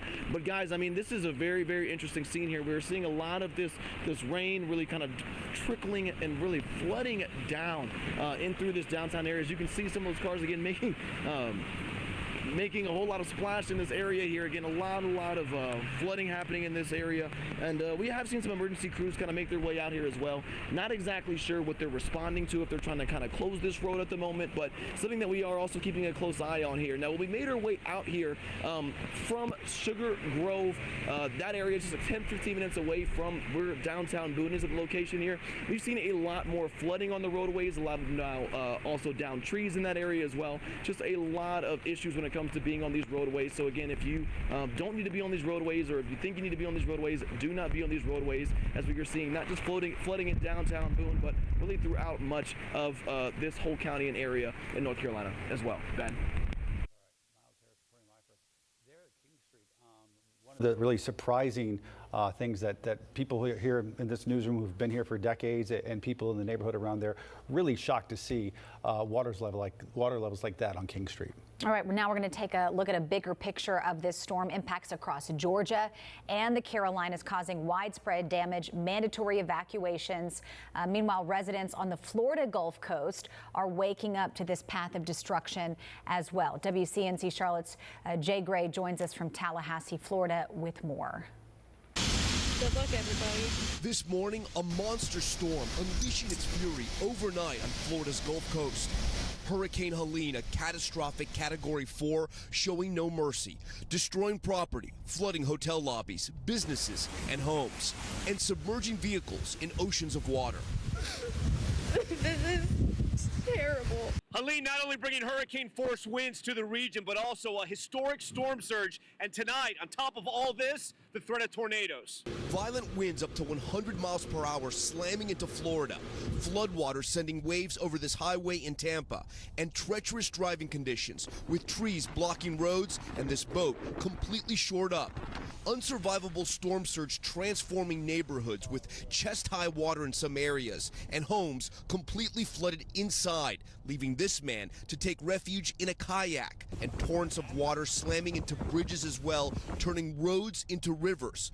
All of it inundating towns right in the center of Florida's Gulf coastline. I've worked here in this organization for 21 years. These are the highest surge numbers I've ever seen. And this moment lighting up the night sky, showing what appears to be a possible transformer exploding in St. Petersburg. The storm leaving more than 1 million customers without power across the region. Tampa General putting up an aqua fence in place to keep the water at bay, and it held up. In this backpack, I have... Some on Florida State's campus in Tallahassee forced to shelter in place. We're going to be awake through the night watching this through the window. The overnight landfall of Helene challenging for rescue teams, forced to save lives in the dark. As many as 40 people pulled from the rising water in Pasco County. And facing dangerous conditions, with one crew in Pinellas County encountering homes engulfed in flames. Anybody in your house? In Clearwater, the elderly helped to safety, being carried out by first responders. Once the winds start getting up to a certain point, we even have to hunker down. And extraordinary rescues captured on camera, like the Coast Guard saving this man and his dog after his sailboat capsized off Sanibel Island.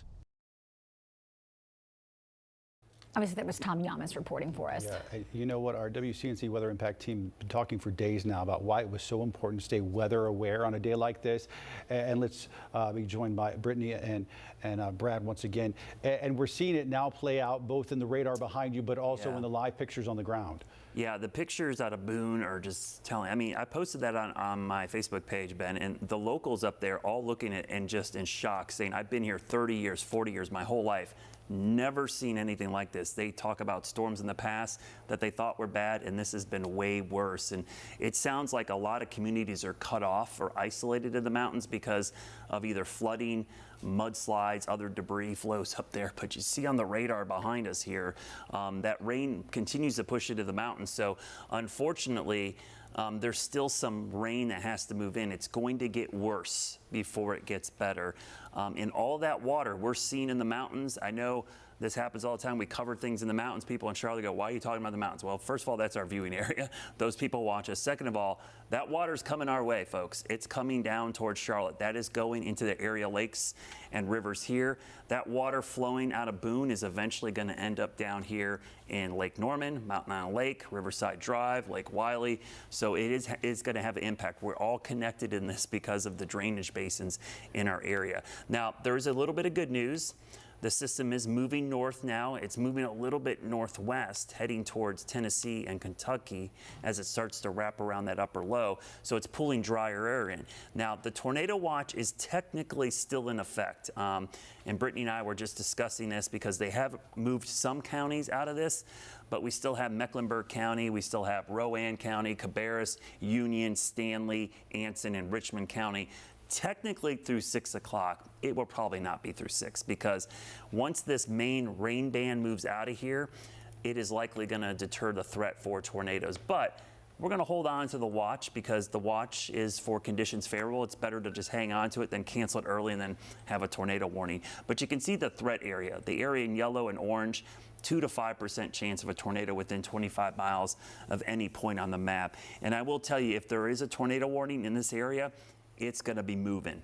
The storms have been moving at anywhere from 40 to 55 miles per hour because they're wrapping around Helene. So that movement is going to take the system and those tornadoes out of here really, really quickly. So expect that we're going to see at least a tornado watch for at least a couple more hours, maybe just a few. If we can get rid of it, sooner than that, that would be great. The lakes and streams and rivers, as we've been talking about all morning, are going to continue to have flooding issues. I think we'll probably see issues all the way through the weekend. Now, Futurecast will show you the good news here, because if we go through time, I'm going to put the winds as well as the future radar on here to kind of show you how things should improve. So we're seeing gusts now between 40 and 50.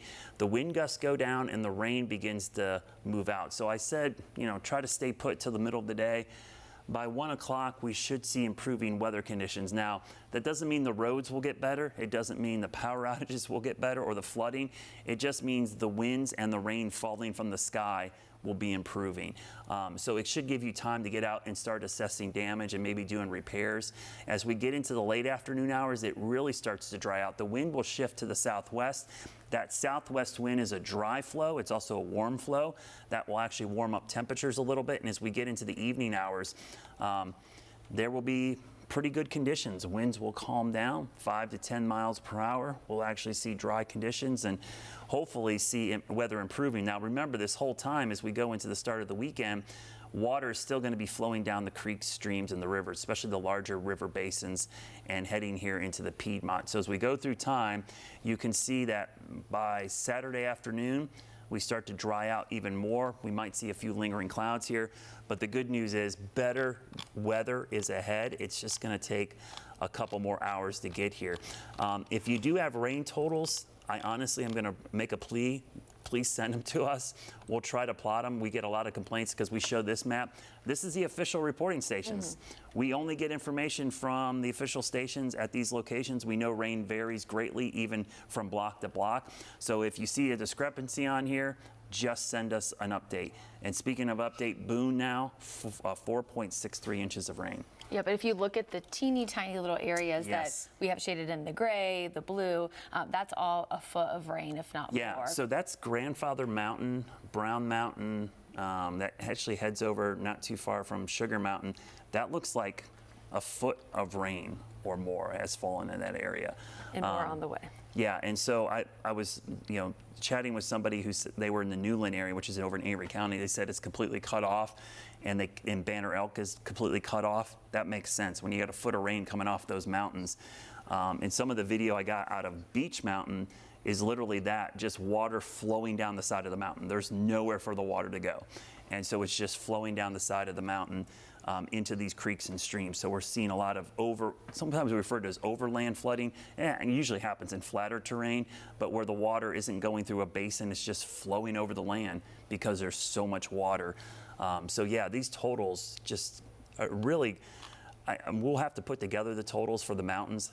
I am not going to be shocked to see a 25 or 30 inch rainfall amount for the last 2 days in parts of the mountains. And think about that. There's been some years in Charlotte, we haven't gotten that much rain in an entire year.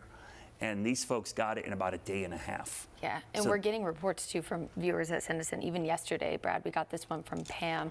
She's in Fosco, so about 10 miles out of Boone. They had already gotten 5.5 inches just yesterday between about 7 a.m. and 7 p.m. So you think about all the additional rainfall they've had so far this morning. Without a doubt, they have well over a foot. And I think, too, there's probably a lot of things happening in the mountains and higher terrain that we're not hearing about right now because, first of all, cell service is pretty sketchy up there on a good day. A day like today where there's power outages and cell outages, we probably just can't communicate with us. Miles has been doing an amazing job up in Watauga County moving around, giving us an image, some of the webcams. I had somebody tell me the Pigeon River, which is over in the western part of the state, that comes out of Pigeon Forge in Tennessee, comes over into, they said it's gonna crest at its all-time high of 22 feet. He said there's normally webcams over there, but they're all out, so you can't see it. So those are the kind of reports I think we're going to hear about in the coming hours, maybe days, that water levels in some of these creeks and streams have reached historic proportions, but we just don't know about it yet. That's the unfortunate part. Yeah, and hopefully people were evacuating and listening to local officials, because some of these areas have campgrounds. Unfortunately, we've had countless tragedies in some of these campgrounds in the mountains where people, they don't just camp there, they actually live there. That's their home, their RV, their camper, and they're in the bend in these creeks and streams. And when we get these flash floods, the river doesn't follow the bend, it just goes right through it. It like just plows through it and takes out a lot of the campgrounds. So I'm hoping that did not happen, but I'm afraid that there might be some situations like that do develop in the mountains, just because this is a kind of flood that doesn't happen very often, generational type flood. I hate to use that term because in the last 20 years I've worked here, we've had to tell people this is the second generation flood in your lifetime, when it would be once in 1,000 years, and it's happening more frequently, especially in the Carolinas with these heavy rainfall events. And to your point, in the mountains specifically, because the terrain, because the valleys that you're talking about, the creeks, the water has nowhere to go. Yeah. So even though you guys predicted this days ago, that it was going to be like this in the mountains, once you see King Street covered in inches of rain, it's a different situation. Yeah, and I think I mentioned this earlier. A lot of folks, you know, the way they prepare for storms is they think about bad storms in the past. And, you know, emergency managers talk about this a lot. It's a saying, and I've heard it since I worked in New Orleans, that people's level of preparedness is only as good as their memory of the last disaster. And that's true. If you've never gone through an event like this, or you don't know what to expect, it doesn't matter what I say or what we throw on the graphic or what Brittany says. If you can't envision what that looks like, it's hard for you to physically prepare for it. And so until it happens, it seems like a shock, because you're like, I didn't think this was going to happen. And we hear those sound bites all the time. And it's not that they didn't have the warning. It's just they could not, in their wildest nightmares, think that something like this could happen.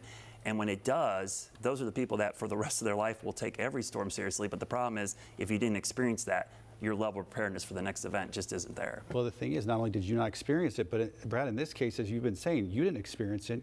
Your dad didn't experience it, and your grandma didn't experience it either. So it's not even been passed along from generation to generation. That's how serious some of these are. Yeah, I mean, I feel like, you know, I'm elder statesman over here, but to talk to Larry and like stuff at Larry's grandparents and the 1916. 1916. We're talking like the early 1900s here, that we're surpassing those levels. So yeah, you're right. It's like even your extended family, there might not be written word about some of these events because they happened so long ago. All right, well, right now we're going to send it out to Richard Devane. He's near Mountain Island Lake. Had to move up to higher ground, or are you back in the neighborhood now, Richard? Yeah, we're right off of Riverside Drive. We came back to this spot. We're still on a higher elevation so that our cars are safe. We're right here, and I want to just quickly show you some video that Ruben shot just a little bit ago. We walked down, and they're telling us this is about 102 feet. This is what they expect. That you can see those waters encroaching on every house there, up halfway to that house, which I believe is vacant, that has those the garage doors. But some of those other homes, they're actually, we've been told that there are some folks who are trying to ride it out. Now, just listening to what Brad said in the last few moments about people's experiences or their equate to their preparedness, sometimes some folks say, well, I've been through this and I'll just ride it out. It's always not a good idea, because the one time that it's worse than you've ridden out before or seen, as it can be with this one, you could be in for a lot of trouble. So you can take a look and just see how those waters are beginning to pick up, and we're only expecting them to get even higher and higher and encroach more on Riverside Drive. So that's why earlier today they started evacuating homes closer to Riverside Drive.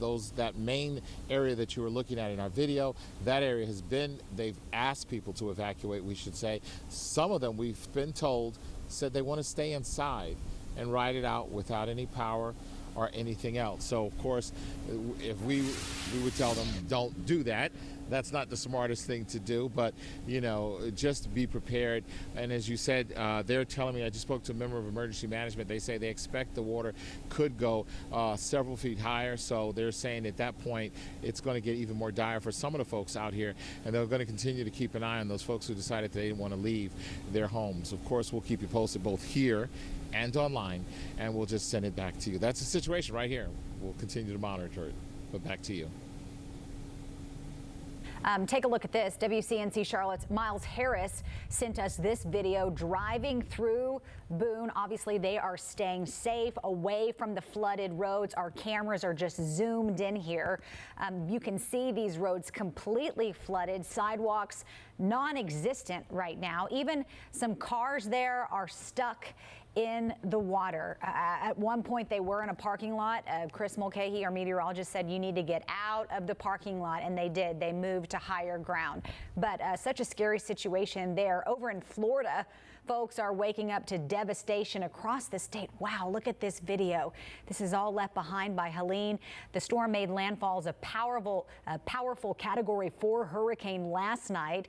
Dozens of people had to be rescued from their homes as floodwaters continued to rise. Crews helping those who need it. Record-breaking storm surge levels of up to more than 9 feet have been seen along Florida's coast. At least 6 states are under a state of emergency this morning. And we did learn, though, that South Carolina actually has more power outages right now than any other state, even Florida. We are tracking a dramatic climb in power outages in North and South Carolina. Yeah, right now about 2 million people across the Carolinas don't have any power. 2 million people in all. 1.3 million of those in South Carolina. Like Sarah just mentioned, they have more power outages than any other part of the country right now, including Florida, Georgia, Tennessee, you name it. South Carolina's got more. Here in the Charlotte metro area, 162,000 people without power. More than likely, that includes people you know, either family or friends, folks down the street. We also know as of right now, downtown Waxhaw without any power. These numbers appear to be climbing throughout the day. Duke Energy monitoring the outages as well as they're working to quickly get things back up to speed as quickly as possible. They do want to remind you that weather conditions are going to make that very hard, though. Take a listen. So our crews in the bucket trucks cannot work in the buckets in winds above 30 miles an hour. Now, of course, we're probably going to see winds in the greater Charlotte area today. We've heard up to 50, maybe even 60 miles an hour. So crews will be working as they can, but just keep in mind some of that progress may be slowed just by the weather conditions. And I believe we're going to have some photos too. This is from staff members at UNC Charlotte. Take a look at this. Toby Creek across from Championship Lane flooding right now. We haven't seen any Niner alerts. We have our Chevy Storm Tracker on the way to see how much this is impacting on campus. But look at all this flooding here. Of course, don't get out if you don't have to. We understand some people do today, though. But if roads are flooded, turn around, don't drown. We can't say it enough. Better safe than sorry. As you can imagine, Charlotte Douglas Airport is a mess this morning. We checked, and they have 330 cancellations so far. 463 delays. We do expect those numbers to continue climbing throughout the day. So if you do have a flight, if someone's coming in, just monitor that flight. Make sure you keep a close eye on updates from the airline. And just a little bit, about 30 minutes from now, we're going to get an update from the governor, Roy Cooper, on how the state's faring so far in the storm. Again, that's going to happen at 11 a.m. We're going to have it right here on WCNC Charlotte. And President Joe Biden has approved an emergency declaration for us here in North Carolina. Basically what this means is FEMA disaster assistance is going to be able to help with these response efforts. Go to local crews, go to places like Mecklenburg, Union counties, Cabarrus counties, a lot of other places as well. In the meantime, the storm already turning deadly in our area. That happened early on in this storm this morning when we were first coming on the air. Medics says one person died and another person suffering threatening injuries after a tree fell in northwest Charlotte. It happened. We've got some video there. This is on Hoskins Road near Brookway, not too far from Brookshire Boulevard. This was during the 5 o'clock hour. We've learned that a child was in the house. That child, though, expected to be just fine. And now to York County. A similar situation, although that man, woman, and dog able to escape after a tree came crashing down on a home there. This was on Poinsett Drive around 6 a.m. They were rescued after about 2 hours. And we do want to show you this video again as an example of what not to do. We told you about a tree down at Plaza and Sugar Creek. Well, look at this. Our cameras were rolling as this driver decided to go up and drive into neighbors' yards and go around a downed tree. Officials saying this is what not to do, folks. You don't know what's behind there. There could be down power lines. And goodness, as a courtesy, do not drive in someone's front yard. A second driver comes up like every other driver we've seen in this area today. Of course, they stop and they do the right thing and turn around. Nowhere else have we seen more significant damage than King Street up in Boone. This has developed just in the last couple of hours. Miles Harris now live there along King Street. How are things progressing there? Getting worse, getting better, somewhere in between? Oh no, Ben, it's definitely getting worse. The rainfall has definitely picked up here, and even just the last 5 or 10 minutes, which isn't good when you're looking at roadways like what we're seeing here in downtown Boone, where that flooding is just continuously making its way through downtown Boone here. This is actually just right across the street from the Watauga County Government Center. So you can already see some cars are actually kind of bracing what we're seeing right now when it comes to the flooding. But what's so dangerous about that, we even see, it looks like some students even walking across the street here, is that the roads and really the flooding when it comes to that rain, it's just so murky and you can't even see the roadways here. And even on our way out here, we saw very similar situations here with the flooding on the roadways. And what's challenging about that, whether you're driving or even walking, you don't even know what is in and on the roadway here. So you've even been able to spot a couple of things that are poking out on the roadways and some things you cannot see. So again, if you see things like that, you've heard Sarah say it, do not try to drive through these conditions if you see this along the roadways here. And we have seen it really all throughout Watauga County here. We've been driving through not just Boone here, but we've also made our way through Sugar Grove. We've also made our way through Blowing Rock as well in very similar situations here. And if it's not the flooding, it's the downed trees. As far as power, it's not really clear if there's any power available in this area here because all the doors, all the businesses around here, they're all closed. Nobody's inside when it comes to that at the moment right now. But guys, definitely a very intense scene when it comes to the flooding in downtown Boone, and this is something that we continue to keep a close eye on. Ben and Sarah, so toss things back to you guys in the studio. Oh, man. And you saw all those, I don't know if they're college kids behind you, Miles, walking around with their shirts off and just shorts. One person ran across the road. It looked like the water was almost up to their knees while another car was coming through. This is exactly what you shouldn't do, because we've covered so many stories in the past where something terribly wrong, bad happens when you think you're invincible. Yeah, Miles, here's hoping you're staying safe there because I see cars coming by you even as we speak. Be safe. Let's go ahead and get a check of the other traffic situation around the area. Destiny joins us right now. And Destiny, this live pictures right now, I believe, of 77 with the skyline there in the background. King Street, certainly one of the worst situations, but we've seen spotty problems throughout the area this morning. Yeah, that's right. A lot of the road blockages that we've been seeing have been not so much on the highways completely shut down, but maybe lanes blocked because debris gets on I-77 or I-85. And then, of course, a lot in residential areas, roads that aren't our highways, but that people still commute to work. And we've been seeing this camera shaking. Like right on cue here, shaking because the winds are picking up. So just be aware of that. That could be blowing debris around even more. And this is kind of going to be a very disorganized look at some of the issues that have still been hanging around this morning. So traffic light not working at Hoskins Road and Brookshire Boulevard. This one is showing up in red versus some that have been showing up in orange. I'm forgetting colors, in orange. So just be aware of that this morning, that this is an issue that we're seeing kind of across the area. More traffic lights continuing not to work, some being fixed but not all, so that could impact traffic a great deal this morning. And then a serious accident just popped up Benfield Road at Summer Creek Lane. This is near the I-485 loop up north. Right now it's just showing orange, so not a serious, or it is a serious accident, but the impacts right now in terms of traffic are not great, so just be aware of that. And then good thing to note is that there are fewer people on the road, so that is also going to be a factor here. An accident South Tryon Street at Clanton Road, so don't have the details for that, but just know that there's an accident that was reported within the last 30 minutes. A road blockage on Mallard Creek Road at West Sugar Creek Road. This has been hanging around for a while. These are our these are all 7 o'clock or later, around 7:30 or later, these accidents and road blockages have popped up.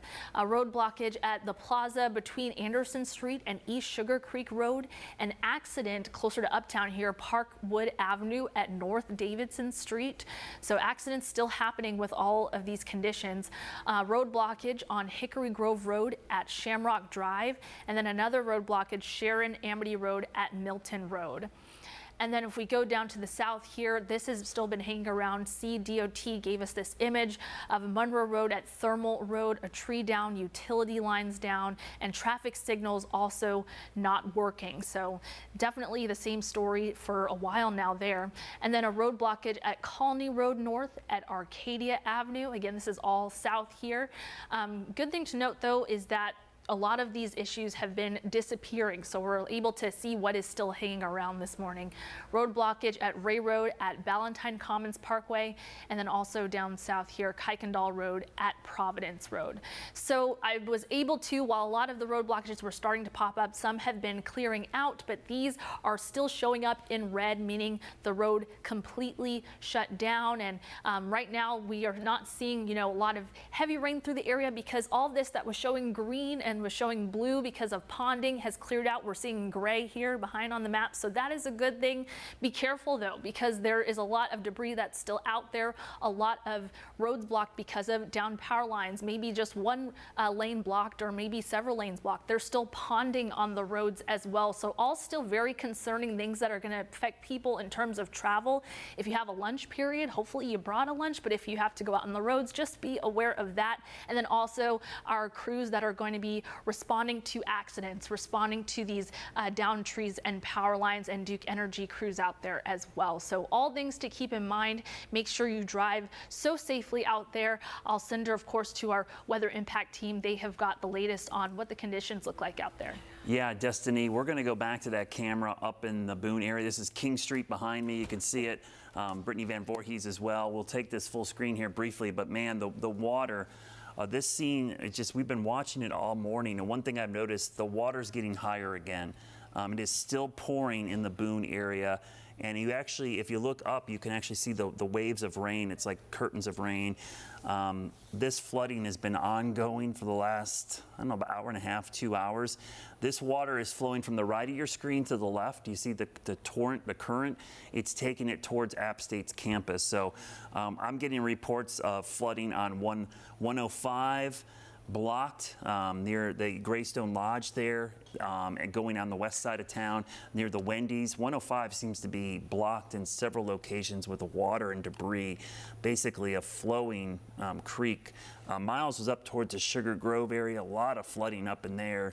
And then you get over into Avery County, and we actually aren't getting a lot of word. I just secondhand from people up there because communication is cut off.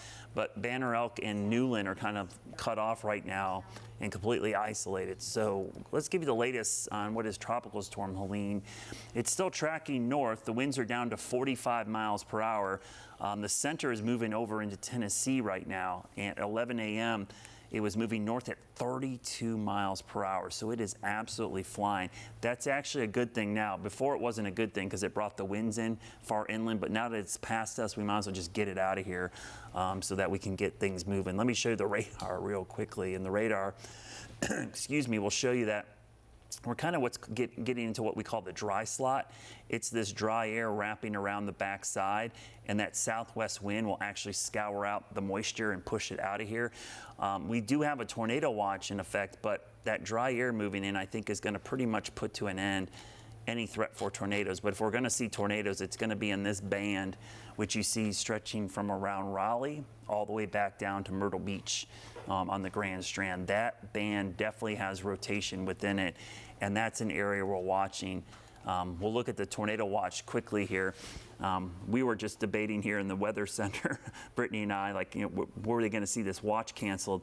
And we were chatting with our colleagues at the National Weather Service, and they're going to hold on to it for a couple more hours because until we see that band fully get out of here. But I do not expect this watch to be up through 6 p.m. It will more than likely be canceled. I mean, it's 10:40 a.m. right now if you don't have a clock in your house right now or your power's out. 10:40 a.m. This watch is supposed to be up till 6 it's not going to be up through 6. I doubt it'll be up through noontime as the moisture moves out, because the tornado risk is starting to move out, Brittany. We're starting to see that risk kind of shift off to the north and east. Yesterday, we thought we'd have more of our area in it, but I think the rain this morning actually kind of stabilized things, and we're getting into a better area. Yeah, and then even late last night, as Helene was making landfall, there was that slight little jog to the east. Yep. So it put us a little bit, or at least lesser on the quote dirty side of the storm.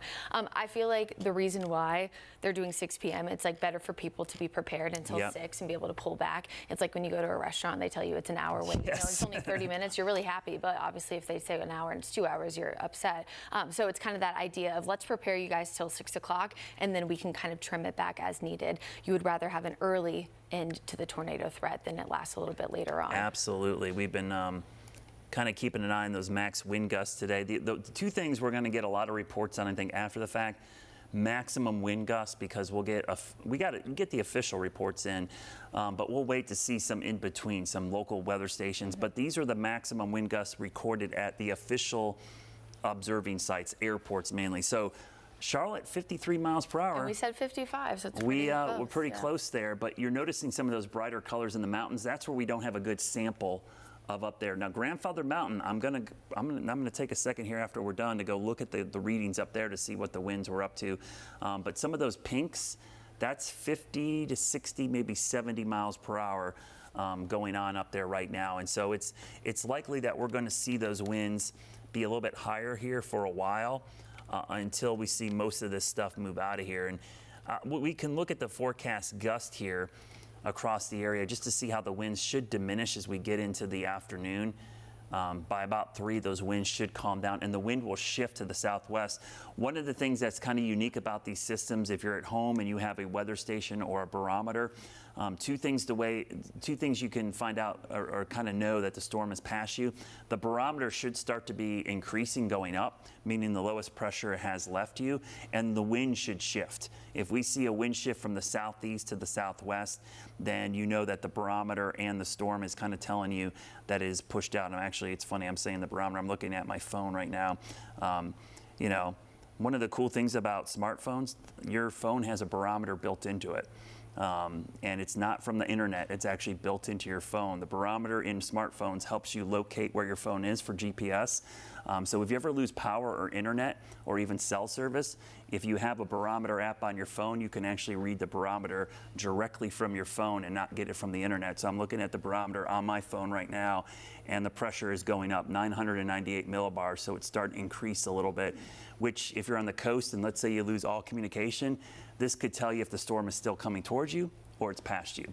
So it's a great little indicator to kind of give you a trick. But yeah, when I talk to students, I always tell them, yeah, you know, smartphones have a barometer. They think it's an app that goes to the internet. No, it's built into the phone because the barometer tells you where your phone is in relation to the ground. So it helps locate where you are. And so that barometer can be accessed directly with an app, and you don't even internet or cell service. So it's kind of a cool little trick if you're ever in a hurricane or a system like this and you have no service. It's a good way to see what's going on with the weather without any service on your phone. Yeah, really cool trick to have, especially when we're going to talks and stuff, trying to get kids. Yeah, and this could be really useful in the mountains because it sounds like a lot of folks have zero communication right now and no power up there in the North Carolina mountains. So Ben and Sarah, join us again. You guys have been here all morning. I guess the good news, things are improving locally, but in the mountains, it could be a little bit longer before we see some relief from the impacts from Helene, which in some cases, I know it caught people off guard. And we talked about this earlier. I think it's just the fact that people didn't think it could be this bad, and it was in many spots. Well, it is record-breaking, right? Yes, absolutely. All right, now we're going to send it out to WCNC Charlotte's Julia Kaufman. She is live in Midtown this morning, just outside of Uptown. She's live along King Street, where a massive tree came crashing down onto a gas station right there. Julia. Yeah, crazy scene here on South King Street, right by, not too far from the farmer's market right next door, and then down the road is Trader Joe's for context. So, since last time we spoke, I spoke with the owner of this gas station, and he was inside with some employees when this massive tree you see here toppled over Sam's Mart, and they came running out. Thankfully, no one was injured. They said they heard a huge crash, a huge bang. They weren't really sure what was going on, and so they just instinctively ran out and then, of course, saw the tree. So because of this, they say a transformer blew, and when we first arrived on of the building, but thankfully the fire department was here. They put that out, and the fire department has since left, and now there are a lot of Duke Energy crews here. There's even a crane here, so cleanup begins, because a tricky part of this situation is power lines were taken down too. So we saw workers clipping lines. One was harnessing up to get in the bucket truck. So now the work begins to kind of clean up this mess. And I spoke with the owner who, as you can imagine, is devastated by the damage, but he told me that's the last thing on his mind. He's just really happy that his employees are okay and no one was injured. That's actually him talking now to someone, and in front of them was that's a customer's car, that Yukon, that unfortunately got damaged as well. So it just goes to show, when there's a large tree canopy, you never really know when these trees can topple over and cause damage. In this case, thankfully, like I said, no one was hurt, but people were really shocked to see the damage here. I mean, so many pieces of the building have fallen off. Who knows how long it's going to take. He says he doesn't even know what the damage is like inside, because they're just trying to stay safe and avoid any hazards. So we're just trying to stay out of the way, letting the Duke Energy crews work here. We're going to see if maybe this crane is here to lift the tree off of the building and some power line poles. We're not sure yet, but quite the crazy scene here. The owner says nothing like this has ever happened before, but again, he's just thankful he's okay, guys. Julia, reporting live for us in Midtown. Thank you. Now we want to zoom out and take a broader picture of the storm. Impacts across Georgia, the Carolinas, causing widespread damage and mandatory evacuation. Meanwhile, residents on the Florida Gulf Coast are waking up to just a path of destruction. WCNC Charlotte's Jay Gray joins us from Tallahassee, Florida, with the latest on the storm. Well, Helene causing significant damage, problems in Florida, and still moving, and will be an issue through the weekend. Let's talk about what's happened here in Florida. In Tallahassee, we saw violent winds, a driving rain that at time was pushed sideways by those winds. We know there are trees down, power outages, and getting to really figure out now as we get into the day after exactly what happened here and across the state. Flooding, as always, a significant issue, especially along the coastline, with a storm surge in some areas 9 to 10 feet. So we saw significant flooding along the coast. But then inland, this storm delivered 12 inches of rain in some areas. Too much water, too fast, to flash flooding and pushing that water into places it's never been before. Let's assess where we are with this thing. Still significant power outages here in Florida, but we expect to see that go down. It's a nice day, and we've seen crews moving into the areas and trying to restore some of that power. As this storm has moved through Georgia, it's left close to 1 million people there without power. South Carolina had initially 500,000 without power. Those numbers are going to climb, and this storm is going to continue to cause problems. Look, it's been downgraded, obviously, though it was a hurricane overnight as it moved into Georgia. Still a Category 1. That real testimony to the intensity and the staying power of this storm. But it's going to affect the Carolinas. I think we'll see significant flooding there. Tennessee, Kentucky, it's going to continue to be a problem through the weekend. So as we're assessing things and starting to clean up and try and do some recovery in the areas where Helene's already been, this system will still be wreaking havoc as it moves through the southeast. So a lot to continue to watch on this storm. That's the latest right now from Tallahassee. I'm Jay Gray. Now back to you. I'm standing on the banks of the French Broad River in Asheville, North Carolina. I'm going to step out of the way so you can see the extent of the flooding that is occurring here. Both the French Broad River and the Shenandoah rivers in the Asheville area are scheduled to crest at record levels, at levels that have not been seen in more than 100 years. So far, Buncombe County officials have issued a mandatory evacuation order for parts of the Shenandoah River Valley. They say water has spilled over a reservoir and gone into the spillways. And as you can see from here on the French Broad River, there are several barricades that the city of Asheville has put out that have since toppled over due to the flooding and all of the wind. Now, there are hundreds of thousands of people without power in western North Carolina, northeast Georgia, and the upstate of South Carolina. And there are numerous incidents on North Carolina's main and secondary roads, according to North Carolina Department of Transportation. We'll be here to monitor conditions as Helene approaches. Reporting in Asheville, North Carolina, I'm Ray Urena. Staying in the Carolina Mountains right now, live pictures right now at the campus of App State, where you can see the rain is still really coming down. But that really doesn't give you a real sense of how serious the things are in Boone. As we've been showing you throughout the morning, King Street has been flooded for the better part of the morning. Let's go to pictures really only 3 or 4 blocks away from the App State campus, and there it is, King Street up in Boone, being flooded unlike anyone seems to recall in recent or modern memory, seeing a situation like that. It appears that the screen right now is frozen, but this gives you a glimpse of what it's like right there in the middle of Boone. Let's send it out to Miles Harris. He is live there along King Street. It looks like the rain is really starting to pick up where you are, Miles. Yes, sir. It's not just the rain, but the wind is starting to pick up around here as well. It's really whipping the rain and really just all that weather all around this downtown Boone area here. Now, I want to step you to the side here and show you more of what we are seeing when it comes to this downtown Boone intersection here. Just a lot of that flooding as you see a truck really trying to make its way through this area. Again, not a very good idea, a very dangerous idea, matter of fact, because you see how dirty and really how flooded that water is. You can't see the roadway, so you have no idea what is even on the road at that point. Now, we did just a moment ago see what looked to be either a Boone, a city car, truck, something along those lines. We saw them with some cones and barricades, so that may be a part of the process they're working on right now, trying to close this road down as we again see another car trying to go through what is a very flooded intersection here.